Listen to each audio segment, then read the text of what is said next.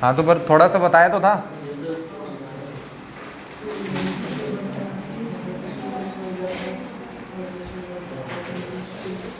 Light कर दे बंद, कर दो तो से बंद लाइट। वाइट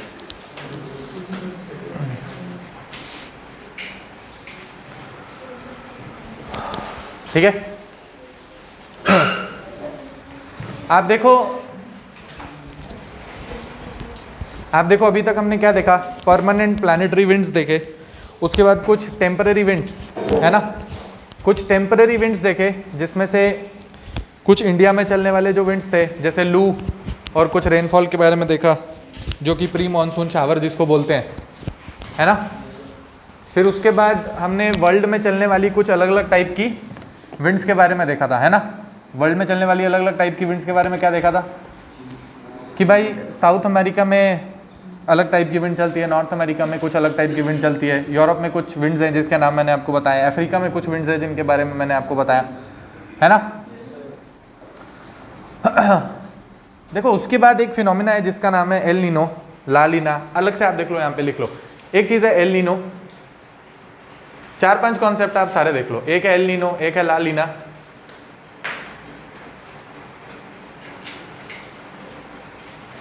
एक है एल नीनो मोडिकी, एक चीज होती है जिसको बोलते हैं Madden Julian oscillations, Madden Julian oscillations, Madden Julian oscillations. ठीक है, सारी चीजें आप एक एक करके समझने की कोशिश करो कि एक्चुअल में क्या क्या है ना। ये फोटो आपको क्या दिखा रही है, ये आपको एक नॉर्मल कंडीशन दिखा रही है। नॉर्मल कंडीशन में क्या हो रहा था, नॉर्मल कंडीशन में मैंने आपको कल एक फोटो बना के दिखाया था कि अगर ये आपका साउथ अमेरिका है और यहाँ पे आपका ऑस्ट्रेलिया है ना, तो नॉर्मल कंडीशन में साउथ अमेरिका के वेस्टर्न साइड से एक कोल्ड करंट जाती है ना, कोल्ड करंट जो कि इस जगह के पानी को ठंडा कर देती है, ड्राइंग इफेक्ट देती है और यहाँ पे हाई प्रेशर को डेवलप करती है ना, हाई प्रेशर को डेवलप करती है, यही बताया था। फिर मैंने बताया कि एक करंट है जो ऑस्ट्रेलिया के ईस्टर्न साइड पे चलती है, वो इस एरिया को गर्म करती है, यहाँ के पानी को गर्म करती है, और टेम्परेचर ज़्यादा तो मतलब यहाँ पे लो प्रेशर को डेवलप करती है। ये नॉर्मल कंडीशन है ना। तो नॉर्मल कंडीशन में क्या है कि ऑस्ट्रेलिया के ऊपर यहाँ पर एक लो प्रेशर डेवलप होगा, साउथ अमेरिका के ऊपर यहाँ पर पेरू के पास हाई प्रेशर डेवलप होगा।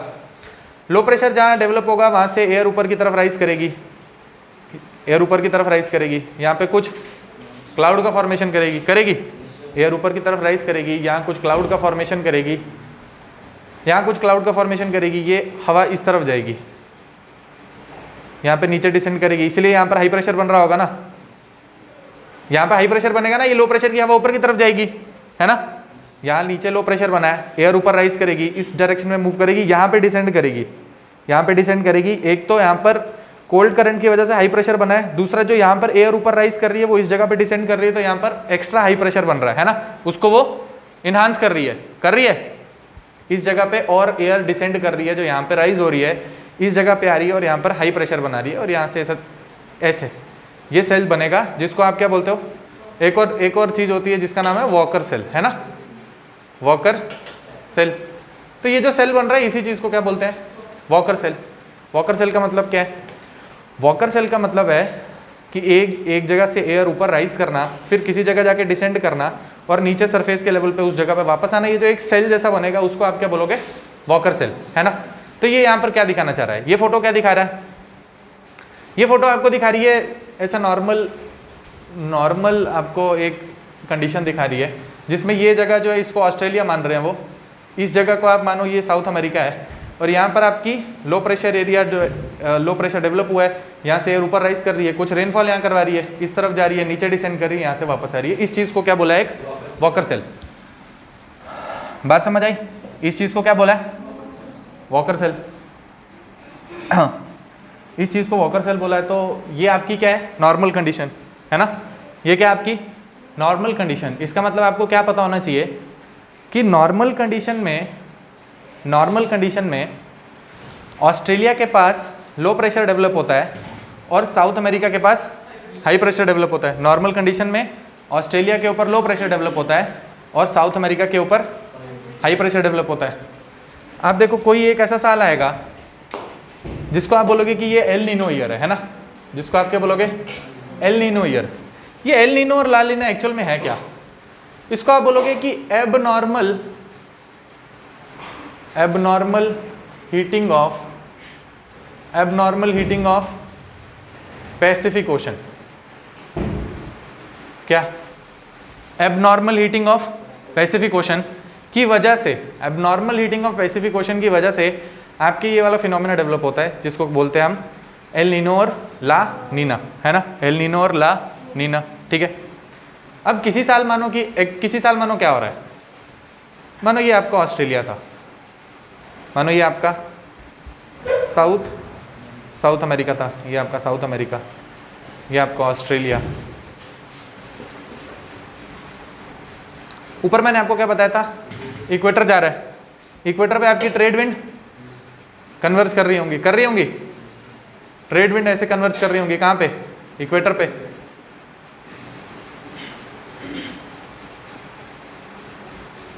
इक्वेटर पे आपकी ट्रेड विंड कन्वर्ज कर रही होंगी। मानो जिस साल आपका एल नीनो ईयर है वहां पे abnormal heating of Pacific ocean का एक्चुअल में मतलब क्या होता है? Abnormal heating of Pacific ocean का ये मतलब है कि उस साल आपकी जो ये वाली जो कोल्ड करंट जा रही है, कौन सी, पेरुवियन कोल्ड करंट, कौन सी पेरुवियन कोल्ड करंट जो है, जो यहाँ से जा रही है वो वीक है। क्या है? पेरुवियन कोल्ड करंट जो यहाँ से जा रही है वो वीक है, वो उतना ज़्यादा इस एरिया को डेसिकेटिंग इफेक्ट नहीं दे रही है, उतना ज़्यादा हाई प्रेशर यहाँ पे डेवलप नहीं करवा पा रही है जितना एक्चुअल कंडीशन में होना चाहिए था, जितना नॉर्मल कंडीशन में होना चाहिए था। नॉर्मल कंडीशन में क्या हो रहा था? नॉर्मल कंडीशन में यहाँ से कोल्ड करंट जा रही है, टेम्परेचर का मतलब हाई प्रेशर, है ना, टेम्परेचर का मतलब हाई प्रेशर। अब किसी टाइम पे आप मानो कि आपकी ट्रेड विंड्स जो है वो भी बहुत वीक हैं, मानो किसी टाइम पे आपकी ट्रेड विंड्स बहुत वीक हैं, आपके यहाँ पर ये वाली जो पेरुवियन कोल्ड करंट है, आपकी ट्रेड विंड्स वीक हैं, पेरुवियन कोल्ड करंट वीक है, यहाँ पे आपका अच्छे से हाई प्रेशर जो है वो डेवलप नहीं हो पा रहा है, यहाँ पे अच्छे से आपका हाई प्रेशर डेवलप नहीं हो पा रहा है। सेम कंडीशन यहाँ पर कि आपका इस एरिया में अच्छे से लो प्रेशर जो है वो डेवलप नहीं हो पा रहा है। क्या? लो प्रेशर डेवलप नहीं हो पा रहा है। एक चीज होती है जिसको बोलते हैं वेस्टर्न पैसिफिक पूल, WPP। क्या? जिसको बोलते हैं वेस्टर्न पैसिफिक पूल, WPP, उसको बोलते हैं वेस्टर्न पैसिफिक पूल। क्या बोलते हैं उसको? Western Pacific pool. अब जिस साल आपका एल नीनो का फिनोमिना होगा, जिस साल आपका एल नीनो का फिनोमिना होगा, उस टाइम एक्चुअल में होगा क्या कि आपकी जो नॉर्मल कंडीशन थी उसका रिवर्स हो जाएगा, है ना, जो आपकी नॉर्मल कंडीशन थी उसका रिवर्स हो जाएगा। मतलब कि भाई आपका ये वाला जो एरिया होगा, ये साउथ अमेरिका का जो कोस्ट होगा, वो एक्चुअल में क्या हो जाएगा? गर्म। वो एक्चुअल में क्या हो जाएगा? गर्म। यहाँ का पानी एक्चुअल में गर्म हो गया, है ना, ये एबनॉर्मल हीटिंग हुई है किसकी? पैसिफिक ओशन की। Due to abnormal heating of the Pacific Ocean ये आपका एल नीनो और ला नीना आपको देखने को मिल रहा है। क्यों भाई? हीटिंग की वजह से ही हो रहा था ना, पानी जिस जगह गर्म था, जिस जगह ठंडा था, उस हिसाब से वहां लो प्रेशर और हाई प्रेशर बन रहा था। अभी बनने का फिनोमेना क्या है? Abnormal heating of Pacific Ocean. Due to abnormal heating of Pacific Ocean cold current यहाँ पर उतनी स्ट्रांग नहीं है, यहाँ पे ट्रेड विंड स्ट्रांग नहीं है। उस हिसाब से क्या हुआ है, जिस साल आपका एल नीनो वाला ईयर आएगा, एल नीनो वाला ईयर आएगा, आपको पहले नहीं पता, पहले ये कंडीशन डेवलप होंगी। क्या डेवलप होगा एक्चुअल में? पहले एक कंडीशन डेवलप होंगी। ये कंडीशन डेवलप होने की वजह से आप देखोगे कि एक्चुअल में ऐसा होना चाहिए था पर ऐसा नहीं हुआ, इसीलिए हम मानेंगे कि इस साल एल नीनो आ गया, है ना। बात समझ रहे हो? एल नीनो आप पहले से प्रेडिक्ट नहीं कर सकते हो कि एल नीनो है ना, पहले कंडीशन डेवलप होती हैं। पहले आप देखोगे कि एवरेज टेम्परेचर जो होता है फॉर एग्जांपल पैसिफिक ओशन का, वो कितना होना चाहिए, इसके अराउंड। आप बोलोगे कि नहीं, इस साल जो है यहाँ पर एवरेज से ज़्यादा टेम्परेचर है, यहाँ एवरेज से कम टेम्परेचर है, तो आप उस हिसाब से कंडीशन बनाओगे कि हाँ ऐसा जब होता है तो उस साल जो है एल नीनो बनने की कंडीशन ऐसा लगता है कि आ सकती है। ठीक है, यहाँ पर अगर ज़रूरत से ज़्यादा वार्म वाटर होगा, मतलब यहाँ पर जगह जो है वो वार्म होगी, और यहाँ पर अगर आपका जगह जो है वो कोल्ड हो गई, है ना, यहाँ पर अगर जगह वार्म हो गई, पानी वार्म हो गया, इस जगह अगर आपका पानी कोल्ड हो गया, ठीक है, तो क्या होगा भाई, जिस जगह आपका पानी वार्म है उस जगह पे क्या बनेगा? लो प्रेशर बनेगा, उस जगह पे बनेगा लो प्रेशर। जिस जगह पे आपका हाई प्रेशर बना है, या जिस जगह पे आपकी पानी कोल्ड है, वहाँ पर आपका क्या बनेगा? High pressure. आप देखो एक्चुअल में क्या होना चाहिए था, ऑस्ट्रेलिया के कोस्ट पे बनना चाहिए था लो प्रेशर, यहाँ पर बनना चाहिए था हाई प्रेशर, उल्टी कंडीशन हो गई, यहाँ पर बन गया लो प्रेशर, ऑस्ट्रेलिया के कोस्ट पे बन गया हाई प्रेशर। तो इस टाइम क्या होगा, विंड की डायरेक्शन उल्टी हो जाएगी। क्या होगा, यहाँ लो प्रेशर है तो यहाँ पर ऊपर एयर राइज करेगी, है ना, यहाँ ऊपर एयर राइज करेगी तो यहाँ क्लाउड की फॉर्मेशन करवाएगी, जो कि एक्चुअल में यहाँ होनी चाहिए थी। अगर यहाँ पर एयर ऊपर राइज करेगी, यहाँ क्लाउड की फॉर्मेशन करवाएगी, कुछ इस साइड जाएगी, यहाँ पे डिसेंड करेगी और हाई प्रेशर का यहाँ फॉर्मेशन होगा और नीचे सरफेस लेवल पे ऐसे चलेगी, है ना। तो इस बार आप बोलोगे कि वॉकर सेल जो है वो उल्टा हो गया, है ना, वॉकर सेल जो है उल्टा हो गया। वॉकर सेल आपका उल्टा हो गया, उससे हुआ क्या, उससे ये हुआ कि नॉर्मल कंडीशन में ऑस्ट्रेलिया के ईस्ट कोस्ट में अगर लो प्रेशर बनता था तो काफ़ी ज़्यादा रेनफॉल होती थी, है ना, काफ़ी ज़्यादा रेनफॉल होती थी। अभी क्योंकि एल नीनो ईयर है, abnormal heating of Pacific ocean हो गई है, वॉकर सेल रिवर्स हो गया है, यहाँ पर लो प्रेशर बन गया है। इसका मतलब यहाँ एक्चुअल में जिस जगह पे डेजर्ट था, डेजर्ट बनने की कंडीशन क्या थी, हाई प्रेशर कोल्ड करंट, है ना, पर एक्चुअल में वहाँ पर एबनॉर्मल हीटिंग होने की वजह से वार्म वाटर आ गया है, लो प्रेशर बन गया है। तो उस साल आप बोलोगे कि जो साउथ अमेरिका का कोस्ट होगा वहाँ पे इंटेंसिव रेनफॉल होगी, क्या, इंटेंसिव रेनफॉल। और जो ऑस्ट्रेलिया का कोस्ट होगा वहां पर क्या, ड्रॉट लाइक कंडीशन, ठीक है, ऑस्ट्रेलिया के कोस्ट पे ड्रॉट लाइक कंडीशन।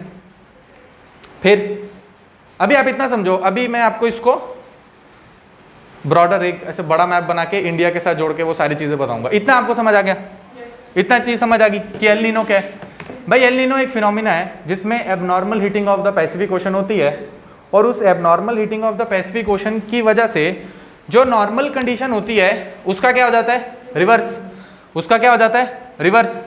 मतलब अगर नॉर्मल कंडीशन में ऑस्ट्रेलिया के ऊपर लो प्रेशर बनता था, साउथ अमेरिका के ऊपर हाई प्रेशर बनता था, क्योंकि एल नीनो है, abnormal heating of Pacific ocean हुई है।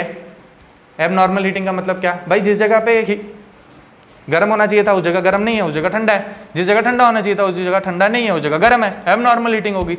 और एबनॉर्मल हीटिंग होने की वजह से आपका हाई प्रेशर और लो प्रेशर जो है वो अलग अलग जगह डेवलप हुआ, वॉकर सेल की डायरेक्शन रिवर्स हो गई और वॉकर सेल की डायरेक्शन रिवर्स होने की वजह से जो कंडीशन एक्चुअल में ऑस्ट्रेलिया के ऊपर बननी चाहिए थी वो अब आपको साउथ अमेरिका के ऊपर बनेगी, और साउथ अमेरिका के ऊपर जो कंडीशन बननी चाहिए थी वो कहाँ पर बनेगी, ऑस्ट्रेलिया के ऊपर। सही बात है। कोल्ड करंट का वीक होने का कोई रीजन नहीं है, कोल्ड करंट का वीक होने का कोई रीजन नहीं है। ऐसा देखा जाता है कि जिस साल आपका ये चीज डेवलप हो उस साल आपकी कोल्ड करंट जो है वो वीक होगी। एल नीनो और ला लीना को अगर आपको पढ़ना है तो ये मतलब अभी ऐसा फिनोमिना है जो जिसके ऊपर रिसर्च चल रही है, इसमें हर साल आपको कुछ नया पता चलता है कि इस बार एल नीनो में ये हो गया, इस बार इसका ये एल नीनो में ये है, एल नीनो मानसून के साथ इफेक्ट कर रही है, इस साल नहीं कर रही है। तो ये क्या है, ये अभी डेवलप होने वाला टॉपिक है। जैसे आपके साइंस टेक के टॉपिक होते हैं ना, आप रिसर्च करते हो, आप बोलते हो इस चीज में अब ये भी कर सकते हैं, अब ये भी कर सकते हैं ना। तो ये एकदम लेटेस्ट फिनोमिना है एल नीनो और ला लीना का। इसमें आपको सिर्फ कंडीशन पता है कि ऐसा होगा कि अचानक से ऐसा होता है, एबनॉर्मल हीटिंग होती है पैसिफिक ओशन की, जिस वजह से आपका कोल्ड करंट जो है वो उतनी स्ट्रांग नहीं रहती। उसकी वजह से ही आप इन्फ्रेंस निकालते हो कि अगर यहाँ पर वार्म वाटर हो गया, इसका मतलब यहाँ पे जो कोल्ड करंट थी वो वीक हो गई है, जितनी उसको कोल्डनेस यहाँ करनी चाहिए थी, जितना टेम्परेचर कम करना चाहिए था उतना वो नहीं कर पा रही है। बात समझ आ रही है?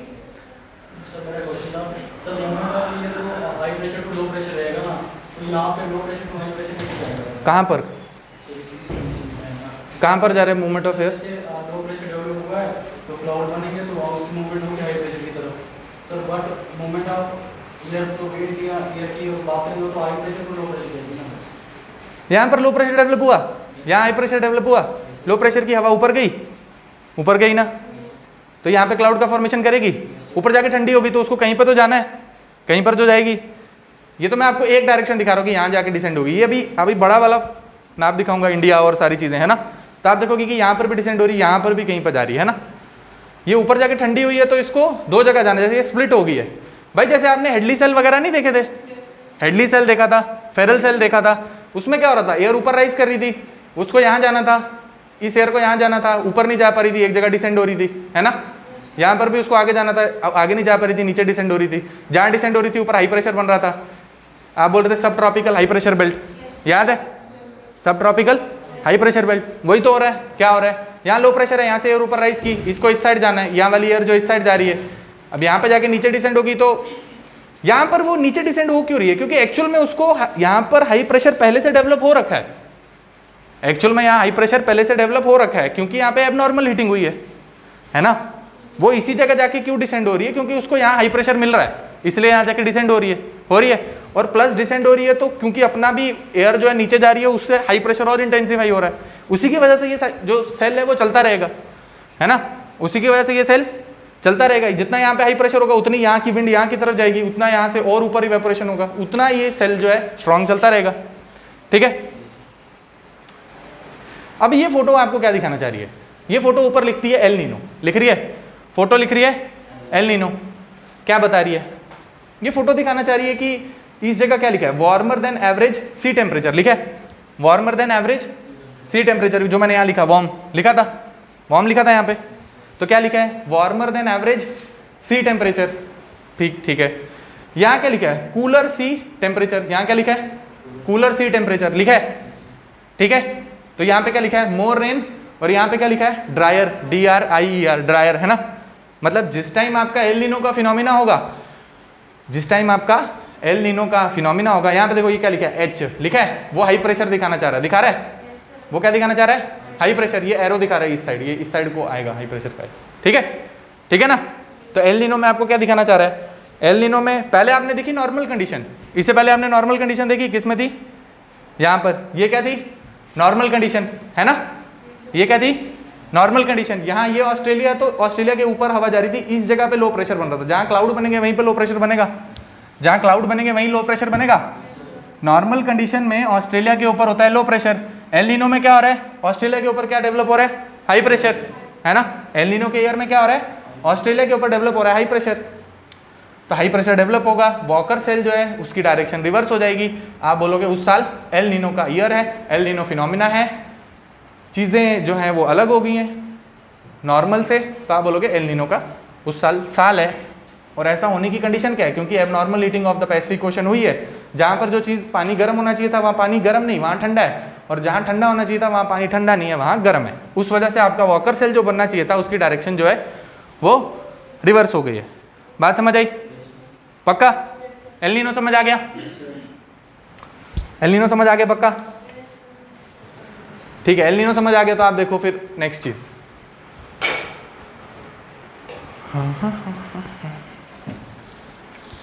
एल नीनो का उल्टा क्या, ला नीना। एल नीनो का उल्टा क्या, ला नीना। एल नीनो का उल्टा मतलब नॉर्मल का उल्टा था एल नीनो, है ना। तो एल नीनो का उल्टा मतलब नॉर्मल, और नॉर्मल जो है वो इंटेंसिफाई हो जाए, है ना, उसको आप क्या बोलोगे ला नीना, है ना। नहीं नॉर्मल कंडीशन नहीं हुई ना, सुनो ना,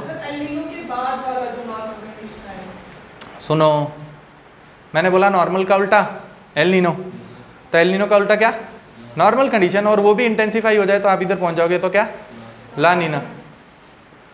ठीक है, बस वापस से समझो, वापस से क्या समझना है, ये आपका ऑस्ट्रेलिया, ये आपका साउथ अमेरिका, ये आपका साउथ अमेरिका, ये आपका ऑस्ट्रेलिया।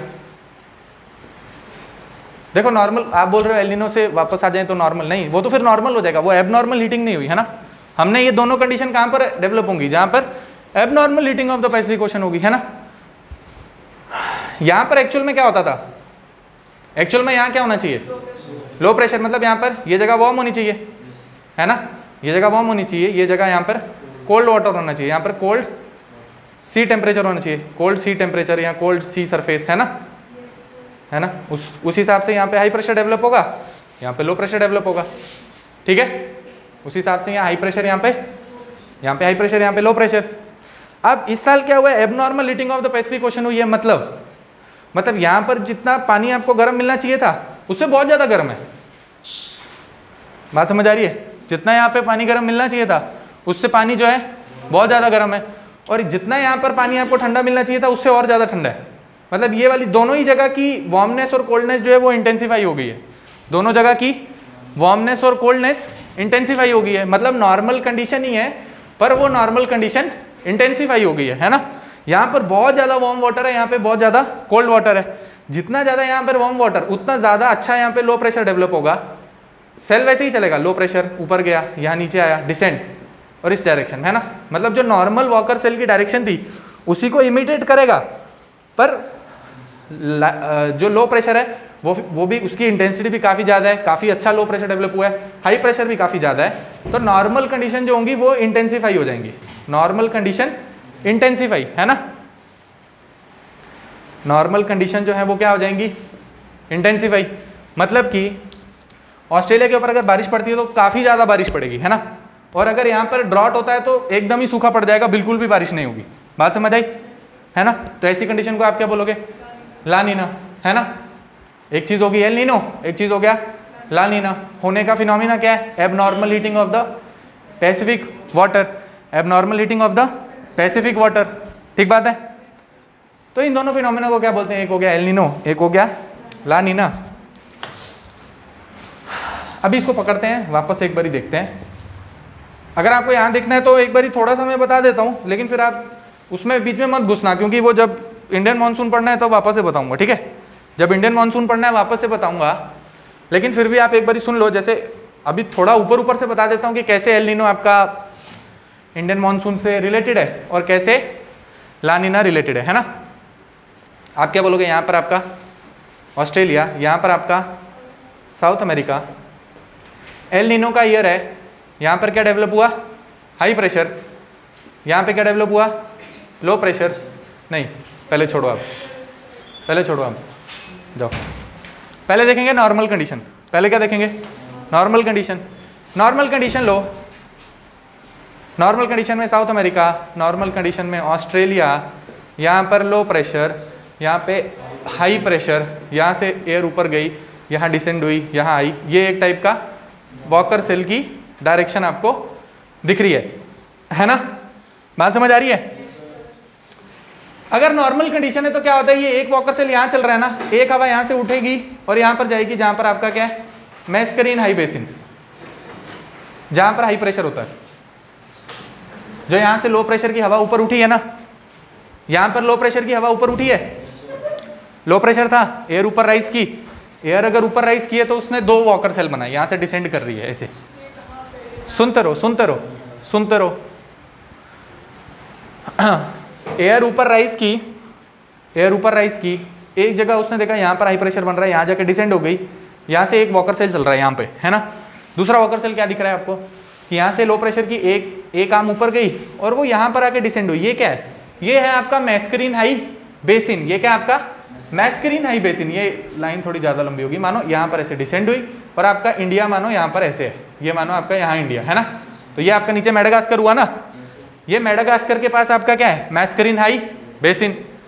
तो इस वाली ऊपर जाने वाली हवा को यहाँ पर भी दिखता है कि यहाँ पर कोई हाई प्रेशर डेवलप होता है मैस्करीन हाई बेसिन पे, तो यहाँ जाके डिसेंड हो जाती हूँ।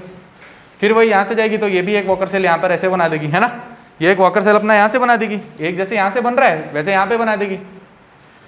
अभी देखो नॉर्मल कंडीशन में अगर यहाँ पर हाई प्रेशर है और तिब्बतन प्लेट्यू के ऊपर यहाँ लो प्रेशर डेवलप होगा, क्यों, intense heating of the Tibetan plateau, है ना, intense heating of the Tibetan plateau.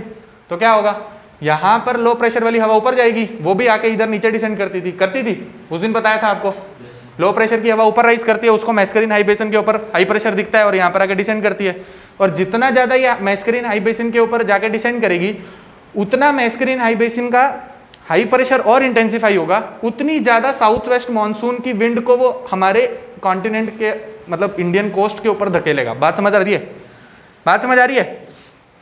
क्या मतलब, वापस से सुनो, ये ऑस्ट्रेलिया, ये साउथ अमेरिका। साउथ अमेरिका में नॉर्मल कंडीशन में हाई प्रेशर, ऑस्ट्रेलिया के ऊपर लो प्रेशर। लो प्रेशर की हवा ऊपर गई, इस जगह जाके डिसेंड हुई। एक तो ये वॉकर सेल बन गया, है ना, Walker cell number 1, Walker cell number 1। दूसरा क्या है भाई, दूसरा ये चीज़ है कि यहाँ से जो हवा ऊपर राइज की, उसको मैस्करीन हाई बेसिन के पास, कहाँ, मेडागास्कर के पास, मैस्करीन हाई बेसिन के पास उसको क्या दिखा, हाई प्रेशर। भाई वहाँ पे उसको हाई प्रेशर दिखा, वहाँ पे जाके वो डिसेंड होगी। फिर इसने एक अपना यहाँ से भी वॉकर सेल बना दिया। फिर एक और क्या हो रहा है भाई, यहाँ पर लो प्रेशर एरिया डेवलप हो रहा है तिब्बतन प्लेट्यू पे। क्यों, क्योंकि वहाँ पे intense heating of the Tibetan plateau, क्योंकि ITCZ मैंने आपको बताया उस टाइम इस एरिया में होगा, जिस एरिया में आपका ITCZ होगा उसका मतलब वहाँ पर काफ़ी ज़्यादा हीटिंग हो रही है ना। तो तिब्बतन प्लेट्यू की अगर इंटेंस हीटिंग होगी तो लो प्रेशर डेवलप होगा। लो प्रेशर डेवलप होगा, यहाँ पे एयर जो ऊपर राइज करेगी उसे यहाँ मैस्करीन हाई बेसिन के पास जाके डिसेंड करना है, क्योंकि उसे यहाँ पर हाई प्रेशर दिख रहा है मैस्करीन हाई बेसिन पे, ठीक है। जितना ज़्यादा यहाँ लो प्रेशर डेवलप होगा उतना ज़्यादा एयर नीचे आएगी, उतना ज़्यादा यहाँ हाई प्रेशर होगा। जितना ज़्यादा यहाँ हाई प्रेशर होगा उतनी ज़्यादा साउथ वेस्ट मानसून की विंड को ये अंदर की तरफ धकेलेगा हमारे अपने इंडिया के कंट्री के कोस्ट के, और उतना ज़्यादा आपको जो मानसून है वो इंटेंसिफाई होगा। बात समझ आई? बात समझ आई? तो बस इसी कंडीशन से पहले आप पकड़ो, ये नॉर्मल कंडीशन थी, तो आप मानो कि इसी से आप पकड़ो ला नीना, है ना। इसी फोटो से आपको ला नीना समझ आ जाएगा। क्या मतलब कि यहाँ बहुत ज़्यादा हाई प्रेशर, यहाँ बहुत ज़्यादा लो प्रेशर, है ना। जितना ज़्यादा यहाँ लो प्रेशर उतना ज़्यादा यहाँ हाई प्रेशर बन रहा है ना। जितना ज़्यादा एक जगह लो प्रेशर बनेगा उतना ज़्यादा दूसरी जगह पे एयर डिसेंड करेगी, उतना ज़्यादा वहाँ हाई प्रेशर बनेगा। जितना ज़्यादा यहाँ लो प्रेशर, जितना ज़्यादा यहाँ लो प्रेशर, उतनी ज़्यादा एयर नीचे डिसेंड करेगी, उतना ज़्यादा यहाँ हाई प्रेशर। बात समझ आ रही है? नॉर्मल नहीं, ला नीना। नॉर्मल का एक्सटेंसिव क्या है? ला नीना, है ना। तो जितना ज़्यादा यहाँ लो प्रेशर, ला नीना में क्या हो रहा था, यहाँ लो प्रेशर ज़्यादा, यहाँ हाई प्रेशर और ज़्यादा, नॉर्मल कंडीशन इंटेंसिफाई, ठीक है। जितना ज़्यादा यहाँ लो प्रेशर, उतनी ज़्यादा एयर ऊपर राइज करेगी, उतनी ज़्यादा यहाँ पे भी डिसेंड करेगी, उतनी ज़्यादा यहाँ पे भी डिसेंड करेगी, है ना। यहाँ डिसेंड करे, यहाँ अगर बहुत ज़्यादा लो प्रेशर बना है, यहाँ डिसेंड करे तो यहाँ हाई प्रेशर, यहाँ जो मर्जी है, हमें कोई लेना देना नहीं उससे, है ना। हमें काम का क्या, अपने मानसून से। यहाँ जितना ज़्यादा लो प्रेशर उतनी हवा ऊपर जाएगी, उतनी ज़्यादा यहाँ पे डिसेंड करेगी, उतना ज़्यादा यहाँ हाई प्रेशर, उतनी ज़्यादा विंड को उठा के वो हमारे कोस्ट पे भेजेगी, उतनी ज़्यादा स्ट्रॉन्ग आपकी साउथ वेस्ट मानसून की विंड्स बन जाएंगी। बात समझ आई? बात समझ आई? क्या मतलब कि अगर ला नीना का ईयर है, अगर ला नीना का ईयर है, ऑस्ट्रेलिया के ऊपर लो प्रेशर डेवलप हुआ है, उतना ही ज़्यादा लो प्रेशर इंडियन कोस्ट के पास यहाँ पर भी डेवलप होगा, उतना ही ज़्यादा हाई प्रेशर मैस्करीन हाई बेसिन पर डेवलप होगा, उतने ज़्यादा आपके मानसून को फायदा होगा, उतना ज़्यादा आपके मानसून को फायदा होगा। बात समझ आई? हाँ, ये सिर्फ आपको एल नीनो से जोड़ के मानसून दिखाया है। मानसून के तो अलग अलग टाइप, अभी उसमें बहुत सारी चीज़ें आएंगी, सोमालिया जेट स्ट्रीम ऐसे बहुत सारी चीज़ें आएंगी, ठीक है। ये एक चीज़ आपको बताई कि एल नीनो कैसे आपके इंडियन मानसून से जुड़ा है, ठीक है। ये क्या, ये ला नीना वाला फिनोमिना देखा हमने, क्या देखा? ला नीना वाला फिनोमिना। अच्छा, इसका उल्टा देखते हैं जरा, इसका उल्टा देखते हैं। इसका उल्टा क्या है कि यहाँ पर इंडिया है, यहाँ पर आपका मैस्करीन हाई बेसिन, मतलब ये तो मैस्करीन हाई बेसिन है, और यहाँ पर आपका लो प्रेशर एरिया भी डेवलप हुआ है। ये दोनों तो परमानेंट है ना। यहाँ पे इंटेंसिटी और मैस्करीन हाई बेसिन का नाम ही मैस्करीन हाई बेसिन है, क्योंकि वहाँ पे हाई प्रेशर डेवलप होता है, ठीक है। यहाँ पे आपका ऑस्ट्रेलिया, यहाँ पे आपका साउथ अमेरिका, यहाँ पर बन गया आपका हाई प्रेशर, यहाँ पर बन गया आपका लो प्रेशर। वॉकर सेल की डायरेक्शन होगी रिवर्स, है ना। वॉकर सेल की डायरेक्शन होगी रिवर्स, है ना। अब भाई यहाँ पे हाई प्रेशर बना है, इधर कैसे डिसेंड होगी? यहाँ पे भी हाई प्रेशर, यहाँ पे भी हाई प्रेशर। बात समझ आ रही है? यहाँ पे अगर एयर हवा ऊपर जाएगी तो यहाँ डिसेंड हो ही नहीं सकती, यहाँ पहले ही हाई प्रेशर है। क्या बात समझ आ रही है? क्या समझ आ रहा है? हाई प्रेशर से लो प्रेशर में जगह जा रही थी विंड, है ना। नॉर्मल कंडीशन में या ला नीना वाली कंडीशन में यहाँ लो प्रेशर डेवलप हो रहा था, यहाँ हाई प्रेशर था, यहाँ लो प्रेशर था, इसीलिए सेल बन रहे थे। अभी क्या है, एल नीनो का ईयर, एल नीनो में यहाँ पर हाई प्रेशर डेवलप हो रहा था, एल नीनो में यहाँ हाई प्रेशर डेवलप हो रहा था, यहाँ पर भी हाई प्रेशर डेवलप हो रहा है। ये वाला जो सेल बनना था वो नहीं बनेगा, ये वाला जो सेल बनना था वो नहीं बनेगा। अभी बस एक ही सेल बनेगा जो ये वाला चल रहा था, है ना। अब अगर यही वाला सेल चलेगा तो जो पुश उसको मिल रहा था ला नीना वाली कंडीशन से, वो उसको नहीं मिल पाएगा। इसका मतलब आपका मानसून जो है वो जरूरत से ज़्यादा अगर रेनफॉल करवा रहा था ला नीना में, तो इधर नॉर्मल रेनफॉल क्या पता बिलो और एवरेज रेनफॉल हो, क्या पता इसकी वजह से यही चल रहा हो, और जो कंडीशन है उनमें से भी कोई और वीक हो जाए, तो हमको दिखेगा कि ज़रूरत से कम जो है रेनफॉल इंडिया में हो रही है। आप बोलोगे उसमें इंडिया में ड्रॉट लाइक सिचुएशन है, बिलो एवरेज रेनफॉल हुई, और उससे बड़े सारी कंडीशन जो भी आप देखोगे, ठीक है। तो आप क्या देखो, एल नीनो में क्या हो गया, एल नीनो में इंडियन मानसून जो है वो क्या हो जाता है, एल नीनो में वीक हो जाता है। एल नीनो में वीक हो गया क्योंकि ये वाला जो वॉकर सेल है वो नहीं बनेगा, है ना। दोनों जगह हाई प्रेशर, ठीक है, ठीक है। एल नीनो वाले ईयर में ये वाली चीज होगी, और ला नीना वाले चीज में क्या होगी वो मैंने आपको दिखा दिया, ठीक है, ठीक है। तो एल नीनो देख लिया आपने, ला नीना देख लिया, वो इंडियन मानसून से कैसे जुड़ा है ये भी आपने देख लिया, ठीक है, ठीक है। फिर एक चीज देखते हैं जरा, एक चीज होती है जिसको बोलते हैं, यहाँ नहीं दिया है, फोटो भी नहीं दिया, आप ऐसे समझो, उसको बोलते हैं एल नीनो मोडुकी, ठीक है, एल नीनो मोडुकी। काम की चीज़ नहीं है, पर फिर भी अगर आपको कहीं दिख जाए और फिर आप बोलो कि सर ने नहीं बताया तो फिर कोई फायदा नहीं है, आप सुन ही लो, है ना। क्या पता आपको कहीं दिख जाए, मेरे ख्याल से तो बुक में नहीं होगा, एनसीईआरटी में नहीं होगा, है ना, एनसीईआरटी में नहीं होगा, लेकिन आप ऐसे कोई और जीसी लिए होंगे, ऐसे कोई सविंदर सिंह कोई अच्छी बुक अगर पढ़ो, रेफरेंस बुक, तो वहाँ दिया होगा एल नीनो मोडुकी। आप देखो उसमें क्या हो रहा है एल नीनो मोडुकी में। मानो ये आपका ऑस्ट्रेलिया, मानो ये आपका ऑस्ट्रेलिया, मानो ये आपका साउथ अमेरिका, मानो ये आपका साउथ अमेरिका।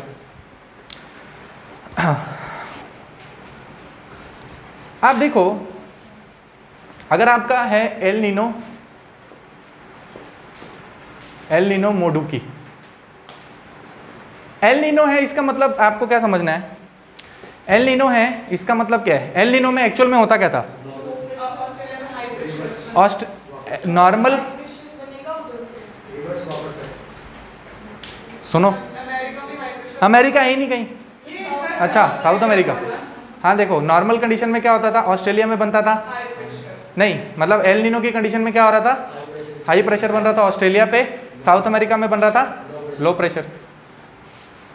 ठीक है, इसका मतलब क्या है, वेस्टर्न पैसिफिक पूल वाला जो गर्म पानी है, वेस्टर्न पैसिफिक पूल वाला जो गर्म पानी है वो यहाँ पर आ गया हुआ है जहाँ लो प्रेशर है, और इस जगह पे कोल्ड वाटर है ना। वेस्टर्न पैसिफिक पूल का मतलब है जो वार्म वाटर है ना, ठीक है, वेस्टर्न पैसिफिक पूल का जो वार्म वाटर है जहाँ पे एक्चुअल में लो प्रेशर बनता है वो हिल रहा है, ठीक है, बात समझ आ रही है। वेस्टर्न पैसिफिक पूल अगर कहीं पर लिखा हो, वेस्टर्न पैसिफिक पूल मतलब ये वो गर्म पानी का, ये वो गर्म पानी है जो हिल रहा है, जिसकी वजह से यहाँ पे टेम्परेचर जो है इंक्रीज डिक्रीज हो रहा है, ठीक है, उस चीज को आप क्या बोलोगे, वेस्टर्न पैसिफिक पूल। आपका वेस्टर्न पैसिफिक पूल उठ के यहाँ पर आ गया, इसीलिए यहाँ पर लो प्रेशर बन रहा था एल नीनो की कंडीशन में, है ना। एल नीनो मोडुकी में क्या होता है, ये वेस्टर्न पैसिफिक पूल जो होता है ना उधर बनता है ना इधर बनता है, ये बनता है सेंटर में। क्या आपका western Pacific pool, western Pacific pool, western Pacific pool जो है, वेस्टर्न पैसिफिक पूल जो है वो ना उधर बनेगा, ना ऑस्ट्रेलिया के पास बनेगा, ना साउथ अमेरिका के पास बनेगा, वो बनेगा सेंटर में। बात समझ आई, मतलब यहां पर आपका बनेगा लो प्रेशर, बीच में आपके क्या डेवलप हो रहा है, लो प्रेशर, बीच में क्या डेवलप हो रहा है, लो प्रेशर, बीच में लो प्रेशर डेवलप हो रहा है। इसका मतलब इसके कंपैरिजन में तो ये भी हाई प्रेशर है, ये भी हाई प्रेशर है। क्या बात समझ आ रही है, नहीं समझ आ रही है, आप इधर उधर देख रहे हो, ये तो सर कुछ भी बोल रहे हैं, इधर उधर मत देखो भाई, समझने की कोशिश करो, समझने की कोशिश क्या करनी है भाई। ये दिख रहा है आपको, ये गर्म पानी, ये गर्म पानी, ये ठंडा पानी, दो कंडीशन बताई एल नीनो और ला नीना। ला नीना में क्या हो रहा था भाई, जो नॉर्मल कंडीशन थी वही वाली कंडीशन थी, मतलब ठंडा पानी यहाँ होता था और गर्म पानी यहाँ होता था, कोस्ट के पास होता था, है ना। एल नीनो में क्या बताया भाई, उल्टा हो गया, गर्म पानी इसके कोस्ट के पास आ गया है, ठंडा पानी इसके कोस्ट के पास चला गया, है ना। ये क्या बता दिया, एल नीनो। अब क्या है, एल नीनो मोडुकी या फिर ला नीना मोडुकी, है ना, दोनों सेम ही चीजें हैं। क्या हो रहा है उसमें, आप एक बार समझने की कोशिश करो। एक बार क्या हो रहा है, गर्म पानी सेंटर में आके यहाँ पूल बना रहा है, एक बारी बहुत ज्यादा ठंडा पानी सेंटर में आके पूल बना रहा है, आगे पीछे का गर्म है। एक बारी क्या हो रहा है, गर्म पानी यहाँ पे आके पूल बना रहा है और आगे पीछे का ठंडा है। बात समझ आ रही है, उस चीज को क्या बोलेंगे, एल नीनो मोडुकी या फिर ला नीना मोडुकी। अभी यहाँ पर अगर मैं बोल रहा हूँ आपको गर्म पानी का एक पूल बन गया, गर्म पानी का पूल बन गया, और इस जगह पे आपका क्या है, लो प्रेशर, तो इसके कंपैरिजन में आप बोलोगे यहाँ पर भी हाई प्रेशर है, इसके कंपैरिजन में यहाँ पर भी हाई प्रेशर है, इसके कंपैरिजन में यहाँ पर भी हाई प्रेशर, इसके कंपैरिजन में यहाँ पर भी हाई प्रेशर। लो प्रेशर से एयर ऊपर जाएगी, यहाँ जाएगी नीचे डिसेंड करेगी, और ये ऐसे करके एक वॉकर सेल बनाएगी, यहाँ से फिर से एक एयर ऊपर राइज करेगी, यहाँ नीचे आके डिसेंड करेगी, ऐसे करके एक और वॉकर सेल बनाएगी। बात समझ आई। एल नीनो मोडुकी है, इसका मतलब यहाँ पर भी हाई प्रेशर, यहाँ पर भी हाई प्रेशर, जहाँ पर हाई प्रेशर वहाँ कंडीशन ऑफ स्टेबिलिटी, मतलब वहाँ दोनों ही जगह रेनफॉल नहीं होगी। बात समझ आई। एल नीनो मोडुकी में दोनों ही जगह रेनफॉल नहीं होगी। बात समझ आई। नॉर्मल एल नीनो में क्या हो रहा था, यहाँ पर हो रहा था ड्रॉट, यहाँ पर रेनफॉल करवा रहा था, साउथ अमेरिका में रेनफॉल करवा रहा था, एल नीनो में करवा रहा था। लेकिन एल नीनो मोडुकी में क्या हुआ, एल नीनो मोडुकी में ये हुआ कि भाई गर्म पानी बीच में आ गया है, दोनों साइड ठंडा ठंडा पानी है, ठीक है, दोनों साइड ठंडा पानी, मतलब जहां टेम्परेचर कम वहां पे हाई प्रेशर, ठीक है। बात समझ आई, आप दोनों को समझ आ रही है, पक्का पक्का, कोई डाउट है तो आप बीच में रोक सकते हो, है ना। वापस से सुन लो, वापस से एक बारी वापस, कंफ्यूजन हो सकती है, कोई होनी नहीं चाहिए, आसान चीज है। अभी आप ग्रेजुएशन करके यहाँ पे कोचिंग लेने आए हो तो मतलब आप चीज़ें ग्रास्प कर सकते हो, है ना। उतना ज़्यादा भी तोड़ के बताने की, वैसे मैं कोशिश कर रहा हूँ कि उसको और ज़्यादा तोड़ दूँ, पर इससे ज़्यादा क्या ही तोड़ूँ, है ना। मतलब ये बेसिक चीज़ पे आ गया। क्या मतलब भाई, नॉर्मल फिनोमिना था, नॉर्मल फिनोमिना, ये नीचे फोटो दिख रही है, ये लिखा ला नीना, है ना, उसको नॉर्मल फिनोमिना मानो। क्या नॉर्मल फिनोमिना था, इस जगह पे था ठंडा पानी ब्लू, इस जगह था गर्म पानी, ठीक है, जहाँ ठंडा वहाँ हाई प्रेशर, जहाँ गर्म वहाँ लो प्रेशर। और नॉर्मल को इंटेंसिफाई कर दो तो ये ला नीना बन जाता है। उसकी फोटो आपको दिखा रहा है ना। क्या दिखा रहा है, इस जगह बहुत ज़्यादा गर्म पानी, इसके कोस्ट के पास बहुत ज़्यादा ठंडा पानी। दो कंडीशन हो सकती है, या ठंडा इसके कोस्ट पे हो या ठंडा इसके कोस्ट पे हो, गर्म इधर हो या गर्म इधर, है ना। ये दोनों कंडीशन में एल नीनो और ला नीना बन गया। अब मानो भाई ये गर्म जो है इसके कोस्ट पे भी ना बने, इसके कोस्ट पे भी ना बने, ये बने सेंटर में। तो अगर सेंटर में गर्म बन रहा है तो उसके आगे पीछे वाला उसके कंपैरिजन में दोनों ही ठंडे होंगे टेम्परेचर, है ना। बात समझ आ रही है। और यहाँ मैं बोलूँ यहाँ पर ठंडे पानी का पूल बन गया है तो मैं बोलूँगा आगे पीछे वाले दोनों उसके टेम्परेचर के हिसाब से गर्म है। बात समझ आई। तो अगर एल नीनो मॉडुकी वाला साल है, हम बोले एल नीनो मॉडुकी है, अब कैसे पता चलेगा एल नीनो मॉडुकी है। भाई आप देखोगे कि उस साल भाई ना ऑस्ट्रेलिया में बारिश हो रही है ना साउथ अमेरिका में बारिश हो रही है ना। तो आपको इस चीज़ से पता चलेगा, आप इन्फ्लुएंस निकालोगे कि एक्चुअल में ऐसा हुआ, इसका मतलब ये हुआ होगा। बात समझ आ रही है, ठीक है। तो आप बोलोगे भाई ना ऑस्ट्रेलिया में बारिश हुई ना साउथ अमेरिका में बारिश हुई, इसका मतलब पूल जो है वो कहीं बीच में है, दो वॉकर सेल बना रहे हैं, दोनों जगह हाई प्रेशर बन रहे हैं, दोनों जगह पे ड्राई कंडीशन है। बात समझ आई। ऐसे फिनोमिना को आप क्या बोलोगे, एल नीनो मॉडुकी, एल नीनो मॉडुकी।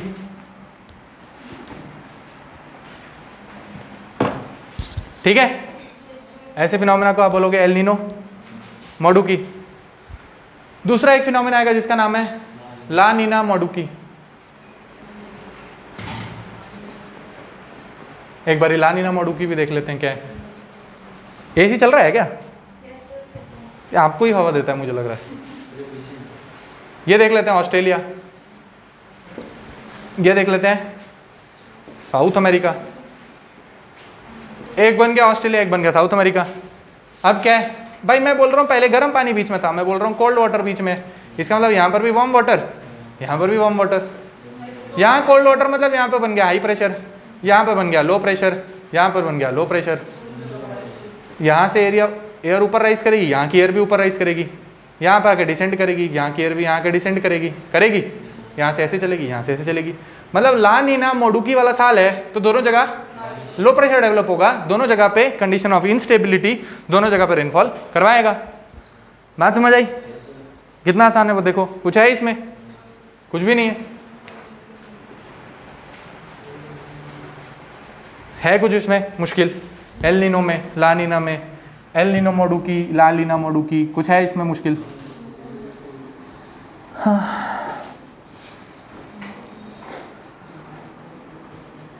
कोई चीज़ जो आपको समझ नहीं आई हो, आप बोलो कि सर रिपीट करो, हमें समझ नहीं आई। सर इसमें जो हीटिंग होती है वो सनलाइट पे मैटर करती है। क्या चीज़? पैसिफिक में जो हीटिंग हो रही है, हाँ सनलाइट पे डिपेंड करेगी। हाँ करेगी ना, करेगी। हीटिंग ऑफ ओशन जो है उसका तो मेन सोर्स है सूरज, उसका मेन सोर्स जो है वो सूरज है। तो अब नॉर्मल हीटिंग अगर उसकी हो रही है तो हीटिंग अगर किसी भी जगह पे हो रही है तो उसका ओशन से रिलेशन है ना। हीटिंग अगर किसी भी जगह पे हो रही है उसका ओशन से रिलेशन नहीं है। हमने कैसे बोला था कि इक्वेटोरियल रीजन पे जो पानी का टेम्परेचर होता है वो ज़्यादा होता है as compared to polar region, इसलिए वहाँ का ठंडा पानी जो है वो इक्वेटर पे आना चाहता है, इक्वेटर का गर्म पानी पोलर रीजन में जाना चाहता है। यही तो बात हुई थी, है ना, हुई थी।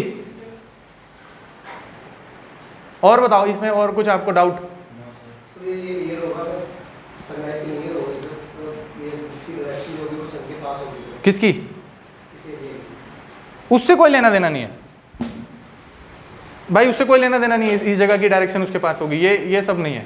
ये आप अगर आपको ऐसा लग रहा है तो आप एल नीनो के फिनोमिना में अपने कोई रिसर्च पेपर डाल सकते हैं अगर आपको ऐसा लग रहा है, क्योंकि इसको मैंने आपको पहले ही बताया कि एल नीनो और ला नीना वाला जो फिनोमिना है उसमें अभी रिसर्च चल रही है, क्योंकि ये फिनोमिना पहले हुआ है और उसके बाद भाई अगर बात समझो, जैसे हॉर्स लैटिट्यूड में लोग पहले घोड़े फेंक देते थे एक जगह पे, उनको ऐसा लगता था कि ये जगह जो है भारी है, यहाँ पे जो है सामान आपको हल्का करना पड़ेगा, शिप जो है वो हल्की करनी पड़ेगी। तो मानो जो सेलर होंगे, कोई अरब ट्रेवलर होगा, कोई भी होगा, या फिर यूरोप का कोई ट्रेडर यहाँ पर आता होगा, है ना, उसको समझ आ जाती होगी भाई यहाँ पर अगर हम जाते हैं तो शिप भारी हो जाती है ना, उसको थोड़ी पता होगा यहाँ पे सब ट्रॉपिकल हाई प्रेशर बेल्ट है, नहीं पता होगा ना। इसका मतलब वो पहले वो चीज़ करते थे, बाद में किसी ने रिसर्च की कि भाई ऐसा ऐसा होता है, तो हम रिसर्च करके देखते हैं कि एक्चुअल में ऐसा क्यों होता है ना। तो बाद में किसी ने ड्रॉ किया, उसने बेल्ट बनाई, तो उसको समझ आई कि भाई यहाँ से हवा आके यहाँ डिसेंड करती है, इसलिए यहाँ पे भारी होता है, इसीलिए यहाँ पे वो घोड़े फेंकते होंगे। बात समझ आ रही है? मतलब कोई फिनोमिना होता होगा और आपने बाद में उसमें रिसर्च की तो आपको पता चला ऐसा होता होगा पक्का, है ना। इसका मतलब क्या है भाई, एल नीनो और ला लीना में अभी तक हमें सिर्फ ये पता है कि abnormal heating of Pacific ocean होती है। आप देखोगे इसमें और रिसर्च होती जा रही है, हर साल कुछ नई नई चीज़ आपको पता चलेगी। अभी वो बोलते हैं इंडियन मानसून जो है उसका आर्टिक ओशन से भी कुछ लेना देना है, हर साल कोई नई चीज़ आ जाती है। कभी वो बोलते हैं आर्टिक ओशन से लेना देना है, कभी बोलते हैं आर्टिक ओशन से लेना देना नहीं है, कभी बोलते हैं इंडियन ओशन का टेम्परेचर जो है वो पैसिफिक ओशन से गर्म होता है, कभी बोलते हैं ठंडा होता है। उसके अलग अलग कारण होते हैं, उसका आप खुद से कोई कारण नहीं बता सकते। सनलाइट एक मेन कारण नहीं है ना, ओशन करंट चल रही है और बहुत सारी चीज़ें हैं जिसकी वजह से आप बोलोगे कि एक्चुअल में जो होना चाहिए था वो नहीं हुआ है, इसका कुछ उल्टा हो गया और ये कंडीशन डेवलप हुई है। ठीक है, ठीक है। तो अगर आपसे कोई बोले कि एल नीनो क्या है तो आप बोलना भाई एल नीनो ये है। अगर आपसे कोई पूछे ला नीना क्या है, आप बोलना ला नीना ये है। आपसे कोई बोले एल नीनो मॉड्यूकी क्या है, आप वो बता देना। कोई पूछे ला नीना मॉड्यूकी क्या है, आप वो बना देना। अभी इसमें अगर एमसीक्यू बनेगा तो एमसीक्यू में वही फालतू चीज़ पूछते हैं, क्योंकि उनको इससे ज़्यादा क्वेश्चन कोई बना नहीं सकता, है ना। जो क्वेश्चन बनाएगा उसको भी थोड़ी ना अभी एल नीनो इससे ज़्यादा आता होगा, है ना, क्योंकि इसमें अभी जितना जिसको पता है उसी में क्वेश्चन बन सकता है। तो क्या क्वेश्चन बन सकता है भाई, एल नीनो ईयर है, हाई प्रेशर कहाँ डेवलप हो रहा है, लो प्रेशर कहाँ डेवलप हो रहा है। भाई एल नीनो ईयर है, कहाँ पे ड्रॉट होगा, कहाँ रेनफॉल होगा, है ना। एल नीनो ईयर है, इंडिया में उससे रेनफॉल जो है मानसून जो है इंटेंसिफाई होगा या फिर इंडिया में ड्रॉट लाइक कंडीशन होगी, है ना। ये 3-4 स्टेटमेंट है, वही ऊपर नीचे करके आपसे वो एमसीक्यू में पूछेगा। अगर उसको एल नीनो से उसका मन हुआ कि इस साल एल नीनो में क्वेश्चन डालना चाहिए तो इसी 2-4 चीज़ों में से आपको क्वेश्चन पूछ सकता है। ठीक है, एल नीनो बादल लो प्रेशर एरिया पे बनते हैं, बिल्कुल हाई प्रेशर एरिया में भी बन सकते हैं, पर वो थर्मली इंड्यूस नहीं होंगे, वहाँ पे फ्रंट बना होगा, क्या पता, है ना। फ्रंट की वजह से मानो कोई वार्म एयर आई होगी, यहाँ पर कोल्ड एयर नीचे डिसेंड की होगी, यहाँ पे बहुत ज़्यादा हाई प्रेशर है, पर ये वार्म एयर को पुश करके यहाँ पर कोई क्लाउड बना दे, थोड़ी रेनफॉल करा दे, है ना। फ्रंट की वजह से बन सकता है, थर्मली इंड्यूस नहीं हो सकते, है ना। थर्मली इंड्यूस्ड अगर कहीं पे बादल बन रहे हैं तो वहाँ लो प्रेशर होना चाहिए, है ना। बात आई समझ? पक्का? कोई और डाउट बताओ, कोई और डाउट? 2-3 मिनट में देता हूँ आपको, आप एक बार देख लो, फिर आप मुझे बताओ कोई डाउट है तो, नहीं तो आगे जाएंगे।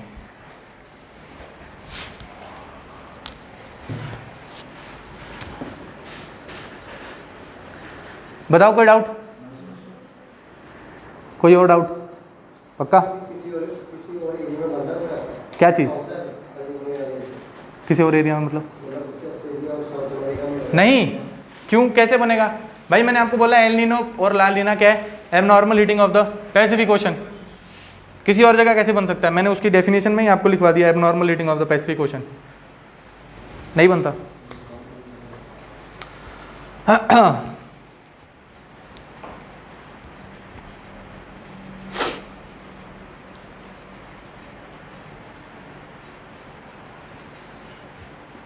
और कोई सवाल? और कोई सवाल? भाई आज की जितनी नॉलेज है उसके हिसाब से पैसिफिक ओशन में बनता है। बात समझ आ रही है? अब ये नहीं है कि अब आने वाले 5-6 साल में अगर ऐसे कोई फिनोमिना अटलांटिक ओशन में होने लग जाए तो आप बोलोगे सर ने बोला था पैसिफिक ओशन में बनता है। भाई नहीं, अभी आज तक की नॉलेज में यही बोला गया है कि पैसिफिक ओशन में बनता है। अब ऐसा कुछ हो जाए कि आने वाले टाइम पे आपको ऐसा दिखे कि भाई ऐसी कुछ कंडीशन आपको अटलांटिक ओशन के पास भी दिख रही है, तो आप बोलोगे कि क्या पता यहाँ पर भी कुछ ऐसा हो रहा हो, है ना, है ना। पर वहाँ तक जब तक आप पहुँचोगे तब तक आपके अटेम्प्ट हो गए होंगे सारे। तो अभी के लिए अगर आपको पढ़ना है तो उसमें आपके लिए यही काफ़ी है ना। क्या काफ़ी है कि एल नीनो और ला नीना क्या है, पैसिफिक ओशन का एबनॉर्मल हीटिंग, है ना। बात समझ आई? और कोई डाउट? कोई और डाउट? कोई और डाउट नहीं है तो फिर आ जाओ इस फोटो पे। देखो जरा ये फोटो क्या दिखा रही है।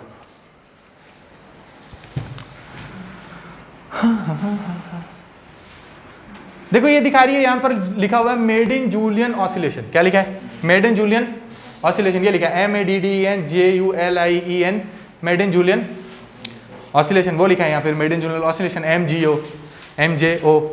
ठीक है, मेड इन जूलियन ऑसिलेशन क्या है? इसमें आपको कोई दिमाग नहीं लगाना, ये मैं आपको बता रहा हूँ, ये आप उसकी खुशकिस्मती समझें कि आप उसको कहीं लिख पाएँ, ठीक है, इसमें आपको कोई दिमाग नहीं लगाना है कि सर यहाँ से क्यों हो रहा है, यहाँ से। आप समझो कि ऐसा हो रहा है। मैं आपको हर चीज़ का क्यों बताने की कोशिश करता हूँ कि ऐसा होता है ऐसा होता है, लेकिन कुछ चीज़ें क्या है, ऑब्जर्वेशन है ना। कुछ चीज़ें क्या है, ऑब्जर्वेशन। ये ऑब्जर्वेशन है एक टाइप की। आपको क्या देखना है, आपको ये देखना है कि जैसे मैंने आपको क्या बताया, मैंने आपको बताया ऐसे करके क्या होते हैं, आइसोबार होते हैं, ऐसे करके आइसोबार होते हैं। उस आइसोबार की आपको एनसीईआरटी में फोटो दिखेगी, और वहाँ पर मैंने आपको बताया था किसी जगह पे ऐसे इनक्लोज्ड आइसोबार होंगे, वहाँ लिखा होगा हाई प्रेशर, किसी जगह पे इनक्लोज्ड आइसोबार होगा, वहाँ लिखा होगा लो प्रेशर, लिखा होगा ना, बात समझ आई। उसके ऐसे करके डायरेक्शन बनाई हुई है ना। अब देखो मेड इन जूलियन ऑसिलेशन क्या चीज़ है।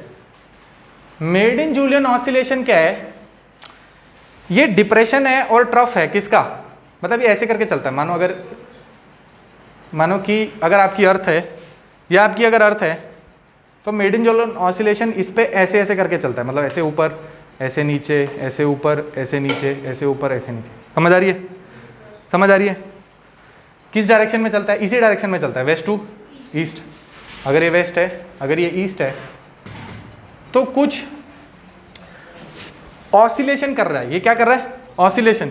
क्या चीज ऑसिलेशन कर रही है, विंड है, हवा ही है, हवा कुछ ऑसिलेशन करके चल रही है। कैसे चल रही है, किसी जगह ऊपर जा रही है, लो प्रेशर बना रही है, नीचे आ रही है, हाई प्रेशर बना रही है, ऊपर जा रही है, लो प्रेशर बना रही है, नीचे गिर रही है, हाई प्रेशर बना रही है, ऊपर आ रही है, लो प्रेशर बना रही है, नीचे गिर रही है, हाई प्रेशर बना रही है। बात समझ आ रही है। इस डायरेक्शन में ऐसे वेवी करके चल रही है, उस चीज को आप बोल रहे हो कि ये ऑसिलेशन कर रही है कोई, है ना। ये क्या कर रही है, ऑसिलेशन कर रही है कोई। यहाँ क्या लिखा हुआ देखो, ये लिखा है movement of the MJO, Madden Julian oscillation, movement of MJO, Madden Julian oscillation. यहाँ क्या लिखा है, इनहांस्ड फेज, यहाँ लिखा है सप्रेस्ड फेज, यहाँ लिखा है सप्रेस्ड फेज। मतलब क्या है, इनहांस्ड फेज का मतलब क्या है, इनहांस्ड फेज का मतलब है मानो कि आपकी हवा जो है ऊपर की तरफ चली गई है ना, हवा आपकी ऊपर की तरफ चली गई है, नीचे लो प्रेशर बना रही है ना। अगर हवा ऊपर चली गई है तो ऊपर हाई प्रेशर, नीचे बना रही है लो प्रेशर। अगर हवा नीचे की तरफ आ रही है, नीचे बना रही है हाई प्रेशर, ऊपर लो प्रेशर। बात समझ आई, ऐसा ही हुआ होगा।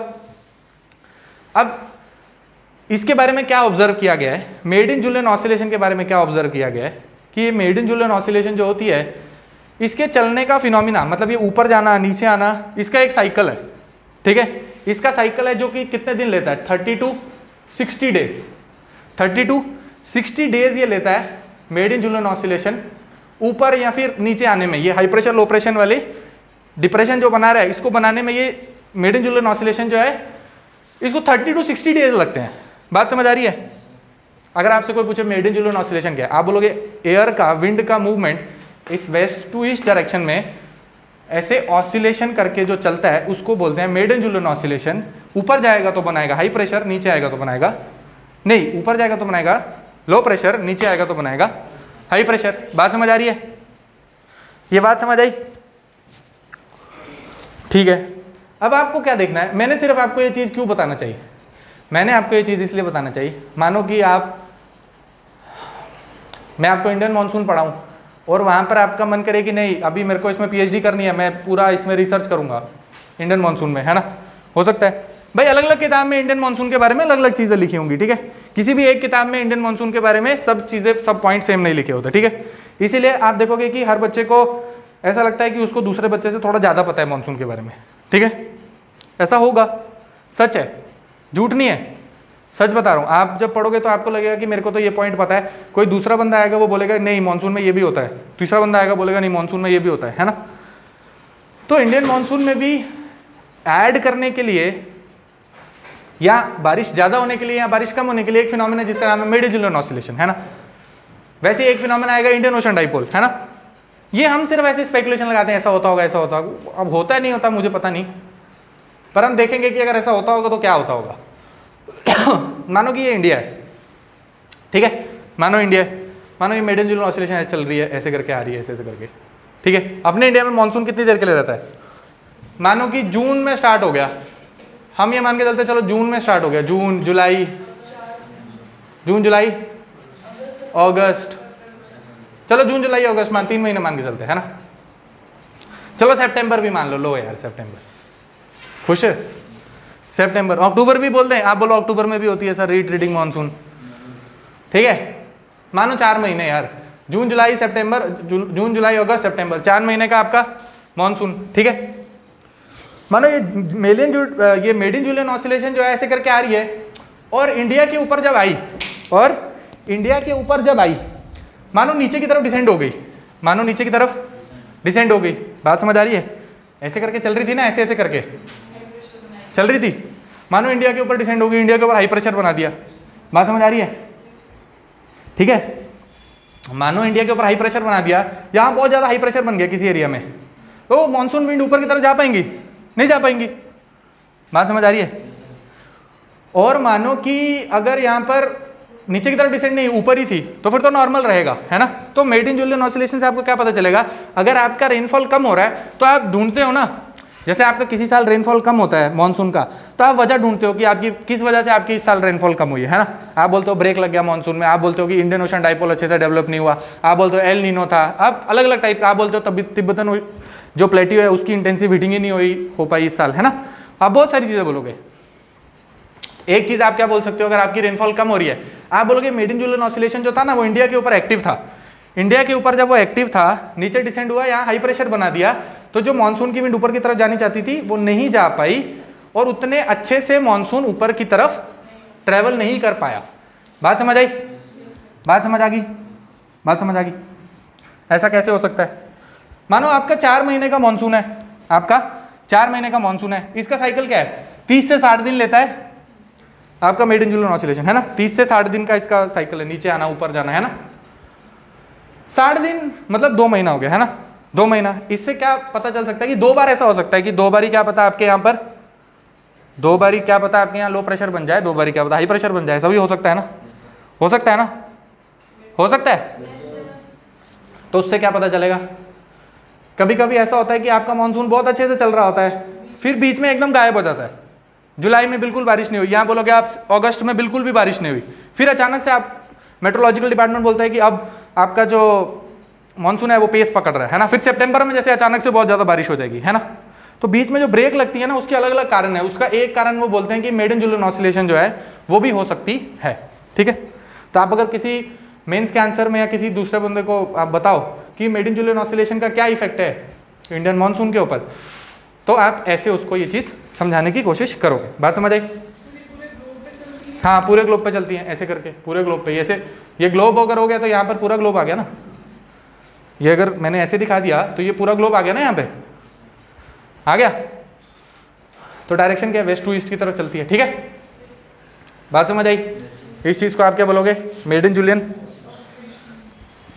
जूलियन ऑसिलेशन, है ना, मेडिन जूलियन ऑसिलेशन। बात समझ आ गई?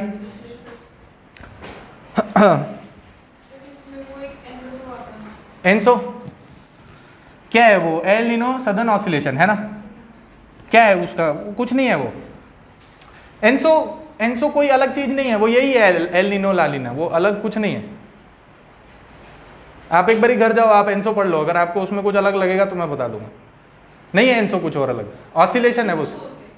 क्या चीज? किस चीज को?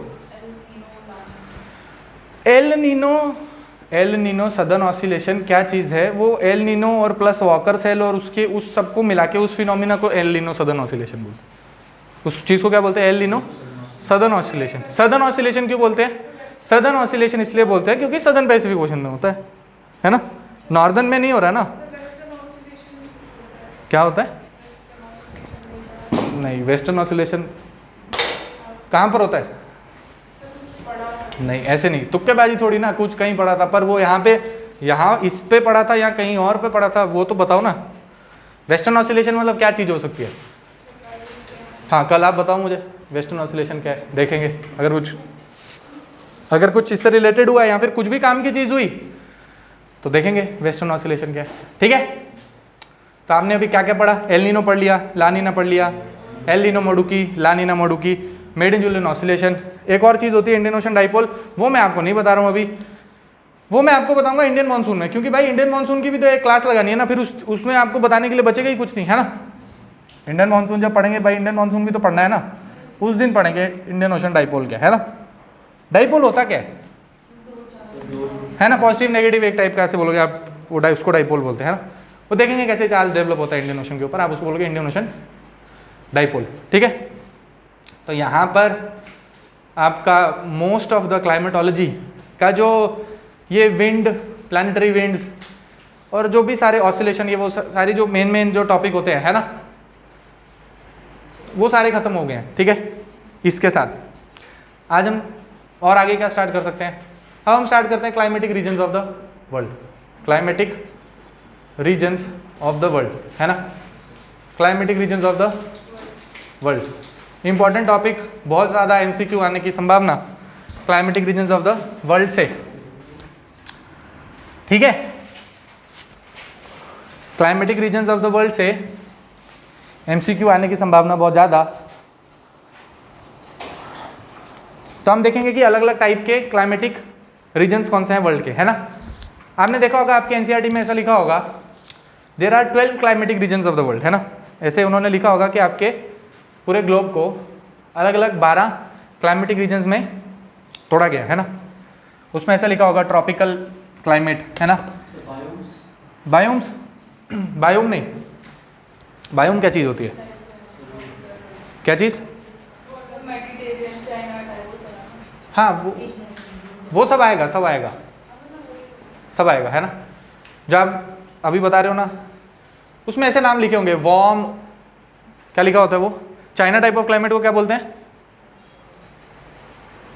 देखो ऐसे बोलते हैं, वार्म क्लाइमेट ईस्टर्न मार्जिन या कोल्ड क्लाइमेट वेस्टर्न मार्जिन। उसके अलग अलग टाइप के नाम होंगे, है ना। किसी को आप बोलोगे ब्रिटिश टाइप ऑफ क्लाइमेट, किसी को आप बोलोगे लॉरेंशियन टाइप ऑफ क्लाइमेट, ऐसे अलग अलग टाइप के नाम होंगे, है ना। एक एक करके हम उसको पढ़ना स्टार्ट करेंगे। सबसे पहले अगर आप स्टार्ट करो climatic regions of the world को, अगर आपको स्टार्ट करना है, सबसे पहले आपको क्या स्टार्ट करना है? सबसे पहले आ जाओ आप इक्वेटोरियल रीजन पे, है ना। सबसे पहले कहाँ आ जाओ? इक्वेटोरियल रीजन पे। Climatic regions of the world में सबसे पहले आ जाओ इक्वेटोरियल रीजन में। इक्वेटोरियल रीजन की आप जरा फोटो देखो, इक्वेटोरियल रीजन की आप देखो फोटो, ये फोटो दिख रही है, ठीक है। इक्वेटोरियल रीजन की आप फोटो देखोगे तो यहाँ क्या लिखा है? Tropical climate. क्या लिखा है? Tropical climate. ट्रॉपिकल क्लाइमेट कहाँ डेवलप हुआ है? ट्रॉपिकल क्लाइमेट डेवलप हुआ है अलॉन्ग इक्वेटर, और उसके ऊपर और नीचे वाला जो थोड़ा सा एरिया है, वहां पर आपका क्या डेवलप हुआ है? Tropical type of climate. Tropical type of climate आप देखो एक बारी कहाँ डेवलप हुआ है। ये एरिया क्या है आपका? Amazon rain forest. क्या है? साउथ अमेरिका का अमेजॉन रेन फॉरेस्ट। ये एरिया क्या है? ये सहारा का है, सहारा इधर होता है भाई। ये आपका है कॉन्गो बेसिन और नीचे वाले एरिया जो कि आपके इक्वेटोरियल रीजन में पड़ते हैं, है ना, कॉन्गो बेसिन वगैरह, है ना। ठीक है, अभी मैप देखेंगे, एटलस की प्रैक्टिस करेंगे, सब समझ आ जाएगा। ठीक है, यहाँ से आप ऊपर आगे बढ़ो तो ये इंडिया दिखा रहा है, दिख रहा है? इंडिया दिखा रहा है। इंडिया से आगे बढ़ो तो ये कौन सी जगह है? इंडोनेशिया, मलेशिया, वो सारे इक्वेटोरियल कंट्रीज, है ना। इक्वेटोरियल टाइप ऑफ क्लाइमेट यहाँ पर होता है। बात समझ आई? इक्वेटोरियल टाइप ऑफ क्लाइमेट यहाँ पर होता है भाई। इक्वेटोरियल टाइप ऑफ क्लाइमेट या फिर tropical type of climate. Tropical climate, अब ट्रॉपिकल टाइप क्लाइमेट की क्या खास बात है उसके बारे में देखते हैं कि किसके बारे में क्या खास बात है। ट्रॉपिकल क्लाइमेट जो होता है वो आप देखो इस वाले रीजन में हीट सरप्लस रीजन है ना। हीट सरप्लस रीजन है। ये एरिया हीट सरप्लस रीजन होता है कि नहीं होता है? Heat surplus region. Heat surplus region होने की वजह से इंटेंसिव हीटिंग, मतलब काफ़ी ज़्यादा एयर ऊपर की तरफ राइज करेगी, काफ़ी ज़्यादा यहाँ पे क्यूमुलोनिम्बस टाइप ऑफ क्लाउड की फॉर्मेशन होगी, काफ़ी ज़्यादा रेनफॉल होगी। बात समझ आ रही है? तो ट्रॉपिकल एरिया में काफ़ी ज़्यादा हीट सरप्लस रीजन होने की वजह से काफ़ी ज़्यादा क्लाउड्स की फॉर्मेशन, काफ़ी ज़्यादा रेनफॉल। इसीलिए अगर कहीं पर लिखा हो, अगर किसी जगह पे लिखा हो wet and warm, wet and warm, या फिर हॉट एंड वेट, या ऐसा लिखा हो hot and wet type of climate, hot and wet type of climate, ठीक है, तो आप क्या बोलोगे? Tropical climate. ट्रॉपिकल क्लाइमेट क्या होता है? हॉट और वेट, मतलब एक तो गर्मी होती है, गर्मी तो होगी क्योंकि हीट सरप्लस रीजन है, लेकिन बारिश भी बहुत ज़्यादा हो रही है, इसका मतलब गीला भी है ना, गर्म भी है और गीला भी है ना, इसलिए आप क्या बोलोगे? Tropical type of climate. Tropical type of climate is hot and wet, hot and wet, hot and wet. अच्छा, ये अभी एक बारी मार्क करते हैं इसको धीरे धीरे करके। आप देखो वहां पर अमेजॉन रेन फॉरेस्ट है ना, Amazon rain forest. Amazon rain forest आपको पता है उसको ऐसा बोलते हैं कि they are lungs of the world, है ना, they are lungs of the world. ऐसा क्यों बोलते हैं? क्योंकि ट्रॉपिकल रीजन में आपके ट्रॉपिकल रेन फॉरेस्ट डेवलप होंगे, और ट्रॉपिकल रेन फॉरेस्ट में क्योंकि टेम्परेचर ऐसा है, पानी बहुत ज़्यादा है, किसी भी जगह पे आपको अच्छी सनलाइट, अच्छा खासा पानी मिलेगा तो वहाँ पे वेजिटेशन उतनी ज़्यादा होगी, है ना, है ना। किसी जगह पे अच्छी धूप मिल रही है और अच्छा खासा पानी मिल रहा है, इसका मतलब उस जगह पे वेजिटेशन काफ़ी ज़्यादा होगी। इसका मतलब आपके जो ट्रॉपिकल क्लाइमेट में ट्रॉपिकल वेजिटेशन होगी, ट्रॉपिकल फॉरेस्ट होंगे, वहाँ पे डेंसली ये वेजिटेशन होगी, क्या डेंस वेजिटेशन होगी वहाँ पर, है ना। मतलब पेड़ एकदम पास पास होंगे, डेंस वेजिटेशन होगी कि नहीं होगी? डेंस वेजिटेशन होगी। बात समझ आ रही है ना? डेंस वेजिटेशन होगी तो आप देखो यहाँ पर आपको टाइप ऑफ जो ट्रीज मिलेंगे वो एवरग्रीन टाइप ऑफ आपको फॉरेस्ट मिलेगा। कौन सा? एवरग्रीन टाइप ऑफ फॉरेस्ट, है ना, जो हमेशा हरे दिखते हैं आपको, है ना, जो हमेशा हरे दिखते हैं वो क्या होते हैं? Evergreen type of forest. और एवरग्रीन टाइप ऑफ फॉरेस्ट आपके कहाँ डेवलप होंगे? जहाँ पे ट्रॉपिकल क्लाइमेट होगा, है ना। जैसे आप इंडिया में देखो, जब हम इंडियन ज्योग्राफी पढ़ेंगे और हम देखेंगे कि इंडिया में एवरग्रीन टाइप ऑफ फॉरेस्ट कहाँ मिलते हैं, तो आप बोलोगे कि भाई अंडमान निकोबार में मिलता है, आप बोलोगे कि केरला में मिलता है, आप बोलोगे western sides of the western Ghat में मिलता है ना। Western side of western Ghat में काफ़ी ज़्यादा बारिश होती है ना, गर्मी तो इंडिया में होती है। फिर आप बोलोगे कि आपको नॉर्थ ईस्ट में मिलता है ना, नॉर्थ ईस्ट में गर्मी तो है, बारिश भी खूब है ना। इस रीजन में आप बोलोगे यहाँ पर आपको एवरग्रीन टाइप ऑफ फॉरेस्ट आपको मिल रहा है। अगर यहाँ पे बहुत ज़्यादा पानी है, बहुत ज़्यादा गर्मी है, बहुत ज़्यादा यहाँ पे डेंस फॉरेस्ट है अगर, तो आप देखो मैंने आपको बताया था कि यहाँ पर जो फॉरेस्ट के जो पेड़ होंगे, वहाँ की जो वुड होगी वो क्या होगी? हार्डवुड होगी, है ना, हार्डवुड होगी, हार्डवुड। यहाँ के जो फॉरेस्ट में पेड़ उगते हैं, ट्रॉपिकल क्लाइमेट के फॉरेस्ट में जो पेड़ उगते हैं, उन पेड़ का जो वुड होता है, उन पेड़ों का जो वुड होता है, तना होता है ना, जो लकड़ी होती है उसकी, वो काफ़ी ज़्यादा हार्ड होती है। आप उसको काट नहीं सकते धीरे धीरे, मतलब आप उसको कोशिश कर सकते हो काटने की, लेकिन वहाँ पर अगर आप बोलो लंबरिंग इंडस्ट्री क्या होती है? वुड कटिंग इंडस्ट्री, है ना। तो वुड कटिंग इंडस्ट्री वहाँ पर डेवलप नहीं होती, अंडर डेवलप्ड रहती है। कहाँ पर? इक्वेटोरियल रीजन में ट्रॉपिकल क्लाइमेट जहाँ पर होगा, वहाँ पर वुड कटिंग इंडस्ट्री जो होगी, लंबरिंग इंडस्ट्री जो है वहाँ पर अंडर डेवलप्ड रहेगी। क्या? लंबरिंग इंडस्ट्री वहाँ पर अंडर डेवलप्ड रहेगी, क्योंकि इतने मोटे पेड़ का जो इतना सख्त है इसका क्या तना, हार्डवुड से बना है, उसको आप नॉर्मल तो कुल्हाड़ी लेके जाके आप नहीं काट सकते, उसके लिए आपको बड़े वो चाहिए मशीन, जिससे आप अगर आपको काटना है भी है इसको तो फिर आप काट सको, है ना। ठीक है, तो हार्डवुड होने की वजह से यहाँ लंबरिंग इंडस्ट्री डेवलप नहीं होगी। फिर इस एरिया में क्या खास बात हो सकती है? इस एरिया में ये खास बात है कि भाई जिस जगह पे जितनी ज़्यादा गर्मी, जितनी ज़्यादा उमस, ह्यूमिडिटी होगी कि नहीं होगी? जिस जगह पे जितनी ज़्यादा गर्मी, जितनी ज़्यादा ह्यूमिडिटी, उतने ही ज़्यादा वहाँ पर कीड़े मकोड़े, उतनी ज़्यादा वहाँ पर डिजीज़। बात समझ आई? तो इस एरिया में क्या है? मलेरिया, डेंगू, ये सारी चीज़ें इस एरिया में आप कभी भी आओगे तो आपको बहुत ज़्यादा दिखेंगी, है ना। मच्छर, इंसेक्ट, है ना। और इस एरिया में जैसे आप यहाँ पर आ जाओ, जैसे आप कहीं पर भी जाओ, है ना, जब आप कहीं जंगल वगैरह में जाओ, यहाँ जहाँ पर कहीं बारिश पड़ी हो किसी जगह पे, उस जगह से आप निकलो तो आपको बहुत ज़्यादा ह्यूमिडिटी दिखेगी, है ना। और जिस जगह पे जितनी ज़्यादा ह्यूमिडिटी होती है, जितना ज़्यादा आपका क्लाइमेट हॉट एंड वेट होगा, है ना, उतना ही वहाँ पर क्या होगी? बायोडाइवर्सिटी, उतनी वहाँ पर क्या होगी? बायोडाइवर्सिटी, है ना। उतने ही छोटे छोटे रेप्टाइल, इंसेक्ट, छोटी छोटी चीज़ें जितनी भी ज़्यादा होंगी वो आपको यहीं पर दिखेंगी। कहाँ पे? ट्रॉपिकल रेन फॉरेस्ट के अंदर, ठीक है ना। आपने देखा होगा बारिश होती है तो बहुत सारे कीड़े मकोड़े, बहुत सारी चीज़ें, मेंढक आ जाता है, ऐसे बहुत सारे सांप आ जाते हैं, है ना। क्यों? क्योंकि ये परफेक्ट टाइप ऑफ क्लाइमेट है इन सब चीज़ों के पनपने के लिए, है ना। ठीक है, क्योंकि बहुत ज़्यादा ठंडी तो आपको पता है कि भालू वगैरह हो तो बहुत ज़्यादा ठंडी में चले जाएगा, अगर कुछ और चीज़ें तो गर्म है तो किसी गर्म जगह पे आ जाएगा।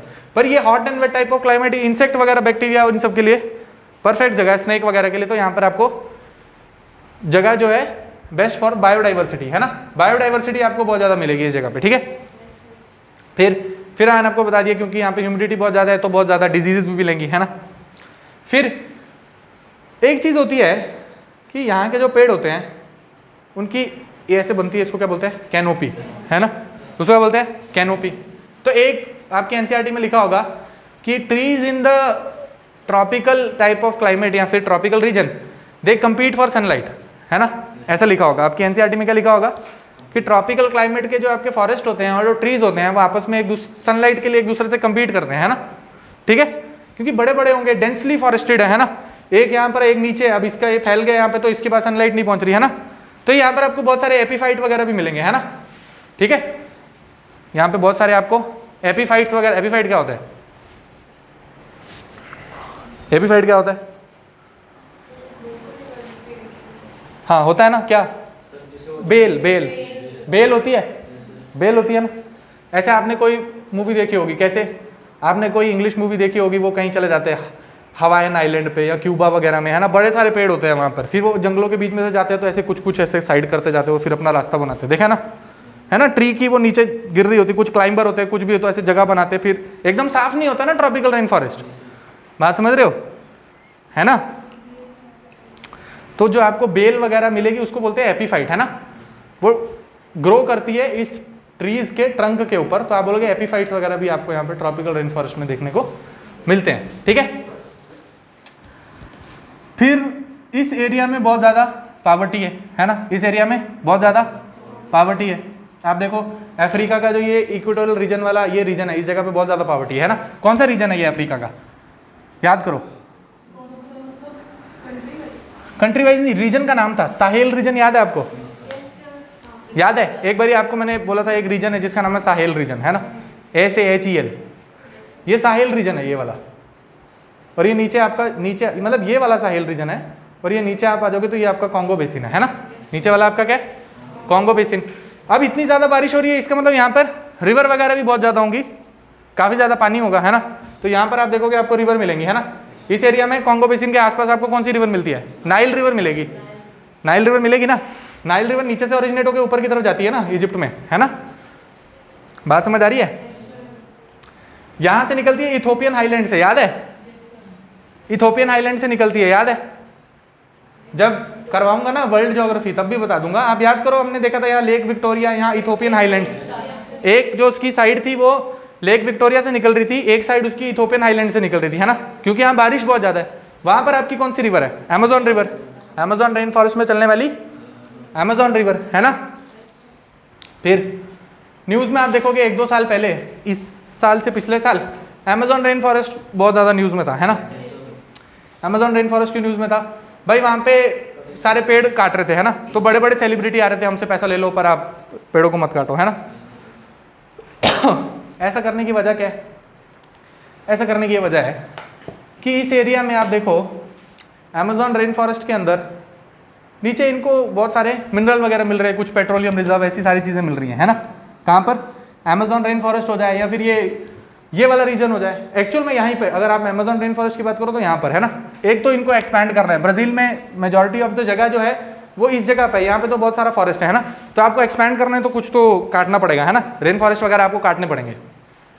कुछ वो ऐसा कह रहे हैं कि इन रेन फॉरेस्ट मतलब ये जो फॉरेस्ट हैं इसके नीचे कुछ ऐसे मिनरल्स हैं, ठीक है, कुछ और रिजर्व्स हैं जिनकी हमें ज़रूरत है, तो इसलिए हम पेड़ काट रहे हैं, ठीक है। तो आप उस चीज़ को न्यूज़ में ट्रैक करते रहो, ठीक है, उस चीज़ को आप न्यूज़ में ट्रैक करो। फिर इससे ज़्यादा इक्वेटोरियल रेन फॉरेस्ट में कुछ नहीं है। अगर आप इधर से उठ के इंडिया की तरफ आओ तो यहाँ पर आपको रीजन दिख रहे हैं जहाँ पर आपको इक्वेटोरियल ये ट्रॉपिकल फॉरेस्ट मिल रहे हैं, या इक्वेटोरियल फॉरेस्ट ट्रॉपिकल फॉरेस्ट एक ही बात है ना। इस एरिया में देखो ये western side of the western Ghat Kerala, ये बीच में इस जगह पे क्यों मिल रहे हैं? बीच में इस जगह पे इसमें इसलिए मिल रहा है क्योंकि यहाँ पे अच्छी रेनफॉल होगी, है ना, मानसून की रेनफॉल हो जाएगी यहाँ पर। जब इंडियन ज्योग्राफी देखेंगे ना देख लेंगे, है ना, इस जगह पे रेनफॉल हो जाएगी। फिर यहाँ पर दिखा रहा है ये म्यांमार वगैरह इस एरिया में, फिर इस एरिया में दिखा रहा है, इस एरिया में तो आप देखो भाई वो आपको सब मिलता है, क्या? पाम ऑयल वगैरह, याद है, इंडोनेशिया मलेशिया में आपको क्या मिलता है? पाम ऑयल वगैरह। इसका मतलब पाम ऑयल और ये सारे जो पाम ट्रीज है वो कहाँ पर आपके ग्रो होते हैं? ट्रॉपिकल क्लाइमेट के अंदर, है ना। कहाँ पर ग्रो होते हैं? ट्रॉपिकल क्लाइमेट के अंदर। फिर एक दो चीज़ मैं लिख के लाया हूँ, वो आप लिख लो। क्या? ट्रीज के कुछ नाम है, वो भूल जाएगा तो आप एक बार लिख लो, मुझे भी भूल जाता है। रोजवुड, है ना, एक रोजवुड होता है, आप लिख लो सारे, ठीक है। टॉल ट्रीज, और टॉल ट्रीज के नाम है कुछ rosewood, rosewood, rosewood, mahogany, rosewood, mahogany, rubber, ebony, ABONY, ebony, rosewood, mahogany और रबर। और आप लिख लो कि कुछ एपीफाइट्स भी होते हैं वहाँ पर, ठीक है, एपीफाइट्स, ठीक है। और क्या होता है? एपीफाइट्स, ठीक है। फिर कुछ ट्राइब्स के नाम है, आप उस ट्राइब्स के नाम लिख कर रखो क्योंकि वो आपको एमसीक्यू में तंग करेंगे, है ना। वो बोलेंगे कि यहाँ पर ये ट्राइब रहती है, ठीक है, इक्वेटोरियल रेन फॉरेस्ट में ये टाइप की ट्राइब रहती है, ठीक है। आप तो उसके नाम लिख कर रखो। लिखो कॉन्गो कंट्री है ना, यहाँ पे कॉन्गो में एक यहाँ की सबसे बड़ी ट्राइब है जिसका नाम है पिग्मी, PIGMY, पिग्मी ट्राइब, ठीक है। कॉन्गो एक कंट्री है, वहाँ पे जो सबसे बड़ी ट्राइब है, मोस्ट प्रोमिनेंट ट्राइब, उसका नाम क्या है? पिग्मी, ठीक है। फिर आप लिखो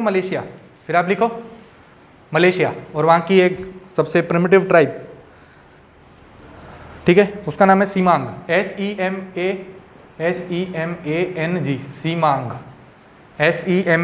SEMANG, सीमांग, और कॉमा डाल के ओरांग असली, ओरांग ASLI, असली वाले ओरांग। एक इंडिया में भी रहते हैं ना ओरांग, अंडमान निकोबार में, है ना, वो इनका कोई ऑफशूट होगा कोई, है ना। ओरांग ट्राइब रहती है ना अंडमान निकोबार में, रहती है ना, जरावा, ओरांग, बड़ी सारी है। एक वो सेंटिलीज है ना, सेंटिलीज, बड़ी सारी ट्राइब है। फिर आप लिखो फिलीपींस, और वहां पर लिखो ओरांग अकीता, AKITA, ओरांग और उसके आगे अकीता, ओरांग अकीता। और एक लास्ट चीज लिखो Borneo island, BORNEO, Borneo island. और बोर्नियो आइलैंड की एक प्रिमिटिव ट्राइब जिसका नाम है दयाक, DAYAK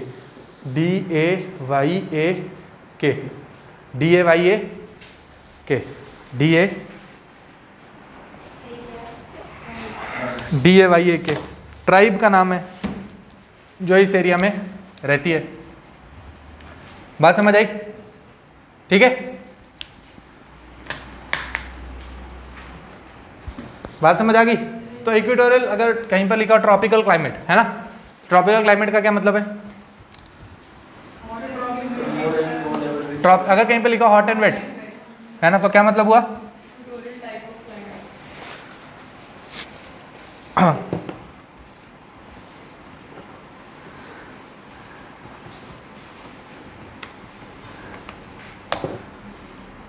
ठीक है, क्या होगा अगर कहीं पे लिखा हो hot and wet type of climate? अभी देखो इसमें से क्वेश्चन कैसे आ सकता है, मैं आपको बताता हूं। अभी छोड़ो, पहले सारे क्लाइमेटिक रीजन्स पढ़ लेते हैं, फिर आपको क्वेश्चन बताऊंगा, ठीक है। उस क्वेश्चन में क्या लिखा होगा? उस क्वेश्चन में लिखा होगा कि एक जगह है, देयर इज अ प्लेस जहां पर there is hot and wet type of climate, और वहां पर ट्रीज एक दूसरे से सनलाइट के लिए ये करते हैं, ठीक है, दे कम्पीट फॉर सनलाइट, वहां पर एपीफाइट होती है, और वहां पर ऐसे ऐसे पेड़ के नाम लिख देंगे, और फिर नीचे आपसे पूछेंगे कि कौन से क्लाइमेटिक रीजन की बात हो रही है। बात समझ आ रही है? तो आप उसमें से पकड़ोगे क्या? ट्रॉपिकल क्लाइमेट की बात हो रही है। बात समझ आई? ठीक है ना, आप क्या पकड़ोगे कि ट्रॉपिकल क्लाइमेट की बात हो रही है ना, आप पकड़ोगे ट्रॉपिकल क्लाइमेट की बात हो रही है, ठीक है। अभी जरा यहाँ से उठ के आते हैं ऊपर, एक बार डेजर्ट देख लेते हैं, क्या एक बार देखते हैं ये डेजर्ट, तो एक बार जरा ये फोटो देखते हैं क्या है ट्रॉपिकल डेजर्ट की।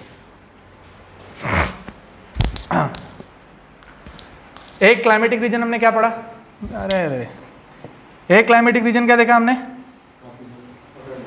ट्रॉपिकल क्लाइमेट या ट्रॉपिकल रेन फॉरेस्ट, है ना। क्या देखा? ट्रॉपिकल रेन फॉरेस्ट, यहाँ दिख रहा है ना आपको। हमने क्या देखा? ट्रॉपिकल रेन फॉरेस्ट देखा। क्या देखा हमने? ट्रॉपिकल रेन फॉरेस्ट, ठीक है भाई, ट्रॉपिकल रेन फॉरेस्ट देख लिया। ट्रॉपिकल रेन फॉरेस्ट देखने के बाद नेक्स्ट चीज हम आ रहे हैं कि डेजर्ट, दुनिया में जहां पर डेजर्ट है ना, दुनिया पे जहां पर क्या है? डेजर्ट कंडीशन या डेजर्ट क्लाइमेट। अगर आपको डेजर्ट क्लाइमेट देखना है, आप एक बार जरा अफ्रीका के ऊपर देखो, एक बार आप अफ्रीका को देखो। अगर आप अफ्रीका को देखोगे तो इस रीजन में वापस देखो, हमने इस रीजन में कौन सा क्लाइमेट पढ़ा था? इस रीजन में कौन सा क्लाइमेट पढ़ा था? ट्रॉपिकल क्लाइमेट पढ़ा था। इसके ऊपर ये नीचे कौन सा डेजर्ट है? एक बार ही अपना वो खोलो मैप, एक बार ही एटलस खोलो सारे, इसको कर दो बंद।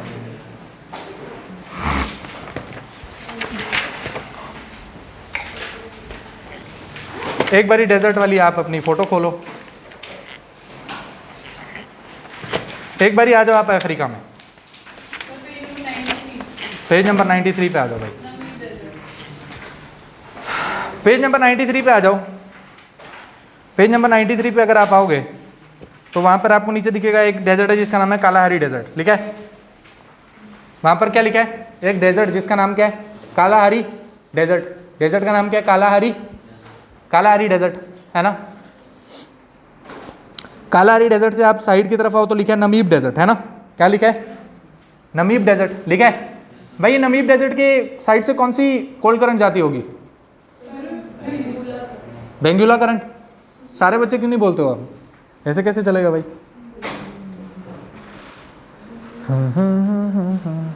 ठीक है, नमीब डेजर्ट दिख रहा है आपको? भाई आप 1-2 दिन मैंने आपको एटलस नहीं कराया तो आप घर छोड़ा है क्या? इतना भारी थोड़ी है। लाए हो सारे? नहीं लाए? इतना भारी थोड़ी है भाई, ये रखा करो, ठीक है। नीचे दिखा आपको नमीब डेजर्ट, बगल में उसके कालाहारी डेजर्ट। थोड़ा और ऊपर की तरफ आओगे तो ये लिखा था कॉन्गो बेसिन, याद करो जो अभी हमने पढ़ा। क्या?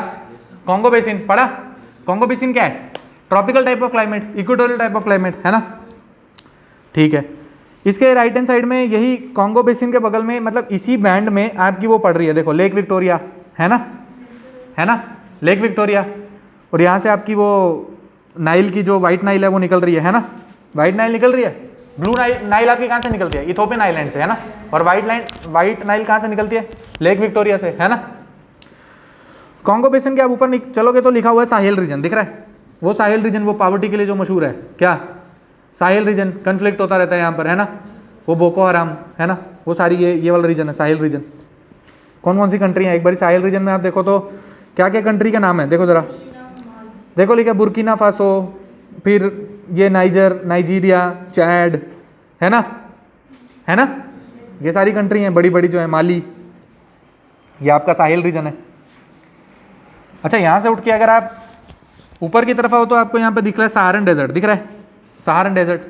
उसके ऊपर आओगे तो एक जगह लिखा है लिबियन डेजर्ट, देखो जरा ऊपर, LIBYAN, लिबियन डेजर्ट, ऊपर लिखा है लिबियन डेजर्ट, है कि नहीं है? लिबियन डेजर्ट, ये भी ठीक है भाई, लिबियन डेजर्ट। चलो ठीक है, यहाँ पर आपने देख लिया, बड़े बड़े डेजर्ट के आपने नाम लिख लिए। प्लेट्यू हमने लिखे हुए हैं पहले, देखे हमने प्लेट्यू देखे हमने पहले। हमने डेजर्ट मार्क कर लिया, लिबियन डेजर्ट आपने पहले मार्क किया था लिबियन डेजर्ट, आप उसको मार्क करके रखो। मार्क नहीं किया तो एक बार अफ्रीका छोड़ो, फिर आ जाओ साउथ अमेरिका पे, आ जाओ साउथ अमेरिका पे। साउथ अमेरिका में आप देखो सबसे नीचे सबसे बड़ा डेजर्ट क्या? पैटागोनियन डेजर्ट, है ना। इधर देखो पहले सारे एक बार, पैटागोनियन डेजर्ट दिख रहा है आपको? एक बार वहां देखो, पैटागोनियन डेजर्ट दिख रहा है? अभी ऊपर देखो वापस, अभी बताओ पैटागोनियन डेजर्ट के पास से कौन सी कोल्ड करंट जाती थी? हेम्बोल्ट करंट तो पेरू करंट होती है शायद, नहीं, वो तो इस साइड से थोड़ी जाती है, वो तो वेस्टर्न साइड से जाती है, इस साइड से। फॉकलैंड करंट, याद आया करंट? कौन सी? फॉकलैंड करंट, याद आया? पक्का याद आ गया? ऊपर से एक वार्म करंट आती है, नीचे कौन सी? ब्राजील करंट, है ना। पक्का याद है ना भाई? भूल जाओगे तो फिर कोई फायदा नहीं है पढ़ाई करने का, है ना। घर जाओ और उसको रिवाइज करो, कौन सी करंट कहाँ से आती है, ठीक है। तब आप अचानक ऐसे अच्छे से पकड़ पाओगे कि भाई वहाँ पे ये वाला डेजर्ट क्यों है, ठीक है। क्या है, कौन सा डेजर्ट है? पैटागोनियन डेजर्ट, है ना। पैटागोनियन डेजर्ट देखो जरा, कौन सी कंट्री है? अर्जेंटीना, है। कंट्री कौन सी? अर्जेंटीना, ठीक है। ऊपर आ जाओ जरा, ऊपर आओगे तो कौन सा डेजर्ट आपको दिख रहा है? ऊपर कोई और डेजर्ट दिख रहा है आपको? भाई यहाँ लिखा है बोलिवियन, यहाँ पर लिखा है बोलिवियन प्लेट्यू, और यहाँ पर ऊपर लिखा है अटाकामा डेजर्ट, है ना। अटाकामा डेजर्ट कहाँ पर है? अटाकामा डेजर्ट भाई ये पेरू और चिली के बीच में है ना, अटाकामा डेजर्ट, अटाकामा डेजर्ट, है ना। क्यों है अटाकामा डेजर्ट यहाँ पर? कोल्ड करंट, कौन सी? Peruvian cold current, high pressure region, high pressure region मतलब ड्राइंग इफेक्ट देगा, मतलब वहाँ पर डेसिकेटिंग इफेक्ट, और डेसिकेटिंग इफेक्ट का मतलब यही होता है कि वहाँ पर हाई प्रेशर डेवलप होगा, इसका मतलब वहाँ पर रेनफॉल नहीं होगी, है ना। Plus western side of the continent की तरफ है ना, मतलब यहाँ पर जो ईस्टर्ली आ रही होगी, ईस्टर्ली वाला रीजन है ना, आप देखो ये जहाँ पर पैटागोनियन डेजर्ट है, ये जहाँ पर अटाकामा डेजर्ट है ना, यहाँ पर ईस्टर्ली कन्वर्ज हो रही होंगी, तो ईस्टर्ली आएंगी तो ये क्या है, ऑन शोर नहीं है, ऑफ शोर है ना, मतलब यहाँ तक जब तक पहुँचेंगी तो उसके क्लाउड में मॉइस्चर नहीं रहेगा, है ना, तो मतलब यहाँ पे तो वो बारिश करवा नहीं पाएगी। बात समझ आई है कि नहीं है, ये तो हमने पढ़ रखा है। तो यहाँ पे डेजर्ट का नाम क्या है, अटाकामा डेजर्ट। ठीक है भैया, अटाकामा डेजर्ट से ऊपर आओ तो यहाँ कोई और डेजर्ट नहीं है, छोड़ो। फिर आप कहाँ पर आ जाओ ऑस्ट्रेलिया में। कहाँ, ऑस्ट्रेलिया में आ जाओ ज़रा। ऑस्ट्रेलिया में क्या चीज़, बोलो बोलो क्या, पेज नंबर 96 पे आ जाओ। 96 पे आप जैसे ही आओगे वहाँ पे आपको दिखेगा ऑस्ट्रेलिया का मैप, और वहाँ पे बड़ा सा एक डेजर्ट होगा जिसका नाम है ग्रेट सैंडी डेजर्ट, नीचे लिखा होगा गिब्सन डेजर्ट, फिर लिखा होगा ग्रेट विक्टोरियन डेजर्ट, लिखा है। 3 डेजर्ट के नाम है वहाँ पे, क्या नाम है, great sandy desert, Gibson desert, great Victoria desert, है ना। तो ये किस साइड पे लोकेटेड है, वेस्टर्न साइड्स ऑफ ऑस्ट्रेलिया, और वेस्टर्न साइड ऑफ ऑस्ट्रेलिया में से कौन सी करंट जाती है, वेस्टर्न ऑस्ट्रेलियन करंट, जो कि क्या है, कोल्ड करंट, है कि नहीं है, सही बात है कि नहीं है ये, ठीक है। ऑस्ट्रेलिया आपने देख लिया, साउथ अमेरिका आपने देख लिया, अफ्रीका आपने देख लिया, नॉर्थ अमेरिका में मेरे ख्याल से मैंने आपको 2-3 डेजर्ट के नाम बता रखे हैं, बताओ जरा कौन कौन सा डेजर्ट था नॉर्थ अमेरिका में, ऊपर नॉर्थ अमेरिका, नॉर्थ अमेरिका के कोई डेजर्ट का नाम बताओ, मोहावे डेजर्ट, और सोनोरन डेजर्ट, और कोलोराडो प्लेट्यू है ना। आ जाओ जरा एक बारी नॉर्थ अमेरिका के मैप पे, नॉर्थ अमेरिका के मैप पे आ जाओ जल्दी से, नॉर्थ अमेरिका के मैप पे आ जाओ जल्दी, नॉर्थ अमेरिका के मैप पे आओ। देखो क्या लिखा है, देखो लिखा है मोहावे डेजर्ट, MOJAVE है ना, मोहावे डेजर्ट दिख रहा है, मार्क करवाया हुआ मैंने आपको, मोहावे डेजर्ट, आप दोनों को दिख रहा है पक्का, मोहावे डेजर्ट दिख गया। वेस्टर्न साइड पे होगा मोहावे डेजर्ट, मोहावे डेजर्ट के बगल में लिखा होगा सोनोरन डेजर्ट, लिखा है। मोहावे डेजर्ट के बगल में क्या है, सोनोरन डेजर्ट, मोहावे डेजर्ट के बगल में क्या है, सोनोरन डेजर्ट है, नहीं है, सोनोरन डेजर्ट है भाई, है मोहावे, उसका नाम है मोहावे, है ना, उस हाँ जे लिखा है, उसको मोहावे बोलते हैं, है ना, जैसा नाइफ को के नहीं ना बोलते हैं वैसे इसको, है ना, मोहावे, ठीक है, इसको क्या बोलते हैं, मोहावे डेजर्ट। उसके बगल में सोनोरन डेजर्ट, सोनोरन डेजर्ट है, और फिर आप आ जाओ, क्या चीज़, हाँ यहाँ पर कोई और खास डेजर्ट नहीं है।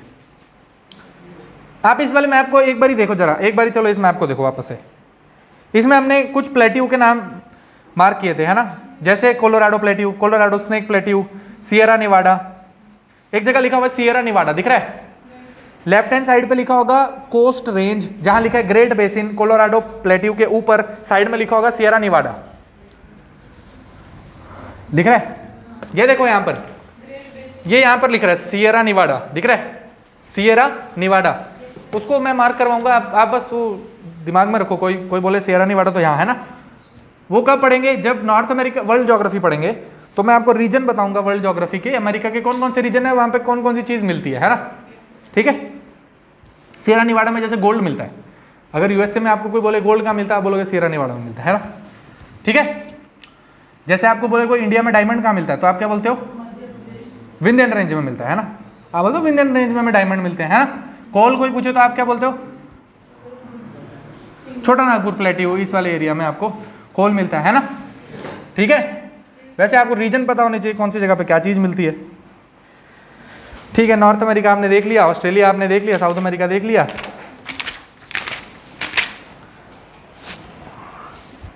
फिर आपको क्या बताया जाए, अच्छा आ जाओ जरा वेस्ट, वो क्या होता है, गल्फ रीजन है ना, वेस्ट एशिया कहाँ पर है वो, वहाँ बहुत सारे डेजर्ट है, उसके नाम भी बड़े अजीब अजीब है, दारुल ये वो पता नहीं, वो मुझे तो याद नहीं होते, है ना, ठीक है। आ जाओ एक बारी जरा,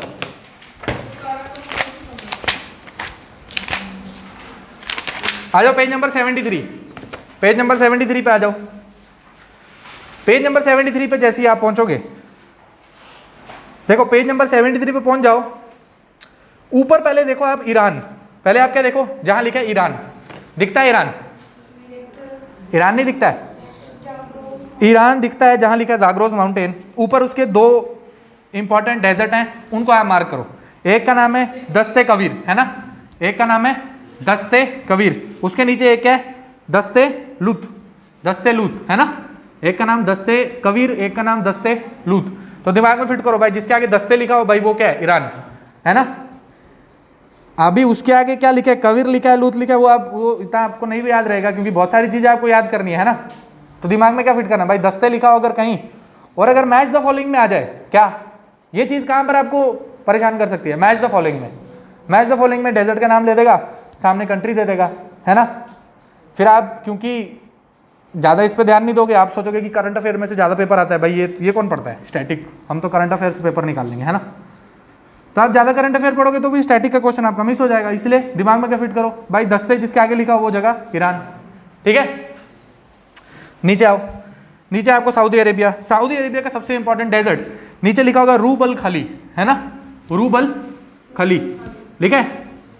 सऊदी अरेबिया में एक इंपॉर्टेंट डेजर्ट नहीं है ना, रूब अल खली, नीचे की तरफ अरेबियन पेनिनसुला, नीचे यमन के और सऊदी अरेबिया के बॉर्डर पे दिख रहा है रूब अल खली, दिख रहा है। सऊदी अरेबिया का बहुत ज़्यादा इंपॉर्टेंट डेजर्ट रूब अल खली। फिर आप देखो बताने की कोई चीज़ इसमें, क्या चीज़, क्या वो प्लेट्यू है, प्लेट्यू ऑफ ईरान दिखा है, वो नीचे जो लिखा है ना वो प्लेट्यू ऑफ ईरान है। वो उनका अपनी लैंग्वेज में, क्या पर्शियन वर्शियन लैंग्वेज जो भी होगी उसमें उसका वो नाम लिखा है, ठीक है। आ जाओ नीचे की तरफ। फिर आपने क्या देखा, ये सऊदी अरेबिया का एक रूब अल खली आपने देख लिया, ठीक है। रूब अल खली के आप ऊपर आओगे, यहाँ बहुत सारे छोटे छोटे डेजर्ट के नाम हैं, ठीक है। ये अल खरज, अल मिराद, फिर ये यहाँ पर वेस्टर्न साइड में लिखा है हरात, राहत, बहुत सारे छोटे छोटे डेजर्ट हैं, ठीक है। सऊदी अरेबिया में उतने सारे छोटे छोटे डेजर्ट आपको याद नहीं रहेंगे तो मार्क करवाने का भी कोई फायदा है नहीं। आप एक इंपॉर्टेंट दिमाग में फिट करो कि रूब अल खली कहीं लिखा हुआ आएगा तो मैं मार्क कर दूंगा कि सऊदी अरेबिया है, ठीक है। फिर ऊपर आप बढ़ोगे तो एक जगह क्या लिखा है, सीरियन डेजर्ट लिखा है, बदियत अश शाम लिखा है, ठीक है। उसके बारे में क्या लिखा है कि वो क्या है, सीरियन डेजर्ट, वो क्या है, सीरियन डेजर्ट, ठीक है, सीरियन डेजर्ट। फिर आप देखो यहाँ ना छोटी छोटी सिटी के नाम है, छोटे छोटे सिटी के नाम है जो कि मैच द फॉलोइंग में फिर से पूछता है, क्या छोटे छोटे सिटी के नाम मैच द फॉलोइंग में पूछता है। क्यों? क्योंकि भाई वो न्यूज़ में चल रही होंगी, है ना। जैसे आप देखो सीरिया है ना, जहाँ लिखा है सीरिया के वहाँ पे एक सिटी है जिसका नाम है डमेस्कस लिखा है। भाई वो एक बारी एग्जाम में आया, मुझे नहीं पता 2018, 19, 20 कभी तो आया है, ठीक है। मैच द फॉलोइंग में उसने यहाँ से अलग अलग सिटी का नाम उठाए और सिटी का नाम आपसे पूछे मैच द फॉलोइंग में। और ये एलेपो ऊपर दिख रहा है, एलेपो, एलेपो भी सीरिया में है, दिख रहा है। जब सीरिया में वॉर नहीं चल रही थी अभी पिछले साल, 1-2 साल पहले, तब एलेपो बड़ा न्यूज़ में आता था कि एलेपो को कैप्चर कर लिया। वहाँ पे लोग मतलब दिखाते थे ना फोटो, छोटा बच्चा रो रहा है, वो सब, है ना। एलेपो में एक आई थी फोटो, बड़ा ज़्यादा न्यूज़ में चला था ये वाला सिटी, है ना। जैसे अभी वॉर चल रही है तो आपको 2-3 सिटी के नाम पता है, कौन कौन से, कीव, ठीक है। फिर एक मारियोपोल, मारियोपोल बड़ा ज़्यादा न्यूज़ में रहता है, कीव बड़ा ज़्यादा न्यूज़ में रहता है, और एक खारकीव, एक कीव एक खारकीव, है ना। फिर मारियोपोल और डोनबास, वो तो रीजन है ना, डोनबास रीजन, है ना। और लोहांस्क रीजन, है ना, लोहांस्क और डोनबास, है ना। वो किसके, रशिया के साथ टच करते हैं ना, लोहांस्क और डोनबास।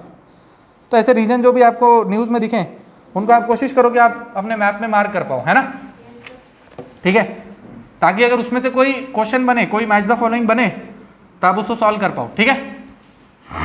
तो ये कुछ important desert of the world थे जिनको हमने मार्क किया। अभी भाई आप आ जाओ जरा एक उस वाले मैप में जहां पर आपको चाइना दिख रहा होगा।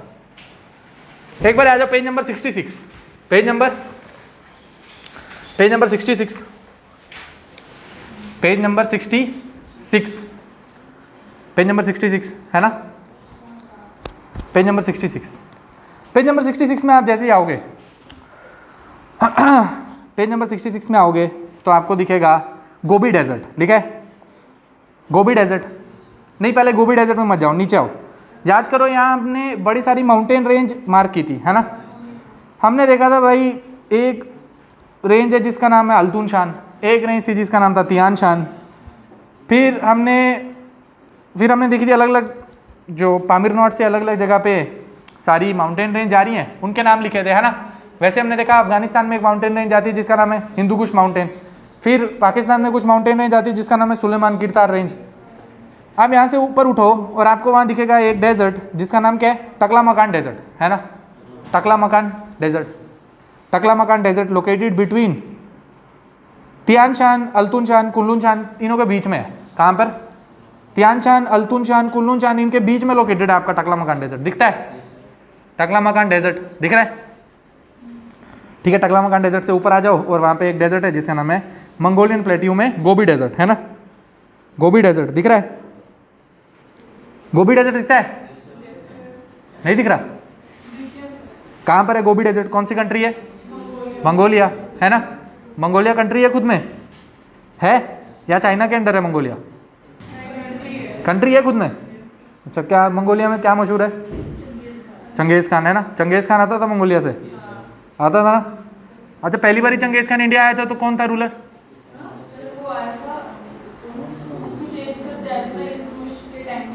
हाँ, है ना। चलो ठीक है, आपने क्या मार्क किए? डेजर्ट, है ना। अभी कल मिलेंगे तो फिर कुछ और देखेंगे। कल क्या देखेंगे? ग्रासलैंड, अलग अलग टाइप के ग्रासलैंड के नाम, है ना। जैसे ट्रॉपिकल ग्रासलैंड है तो उसको बोलेंगे सवाना, ऐसा टेम्परेट ग्रासलैंड होगा तो प्रेरी, पाम्पा, है ना, उसके अलग अलग जो नाम है, वेल्ड, ठीक है।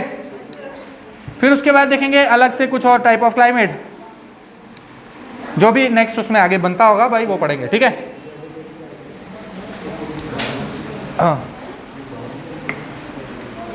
चलो, ये वाला क्वेश्चन भाई सुनो, क्या हो गया? ये वाला जो क्वेश्चन मैंने आपसे पूछा अभी, है ना, कौन सा? चंगेज़ खान वाला। वो मैंने क्यों पूछा? क्योंकि वो अभी आया था इस साल के प्रीलिम्स में, 2022 के प्रीलिम्स में आया था। Mongols attacked India during the reign first time, ऐसा करके कुछ लिखा था। और कुछ लिखा था कि शायद, पता नहीं, शायद मेरे ख्याल से अलाउद्दीन खिलजी लिखा था कि अलाउद्दीन खिलजी के टाइम पे चंगेज़ खान आया था और उसने, हाँ वो तो आया था, हमें पता है क्या, मतलब मंगोल्स ने अटैक किया था अलाउद्दीन खिलजी के टाइम, अलाउद्दीन खिलजी ने मंगोल्स को हराया था, है ना।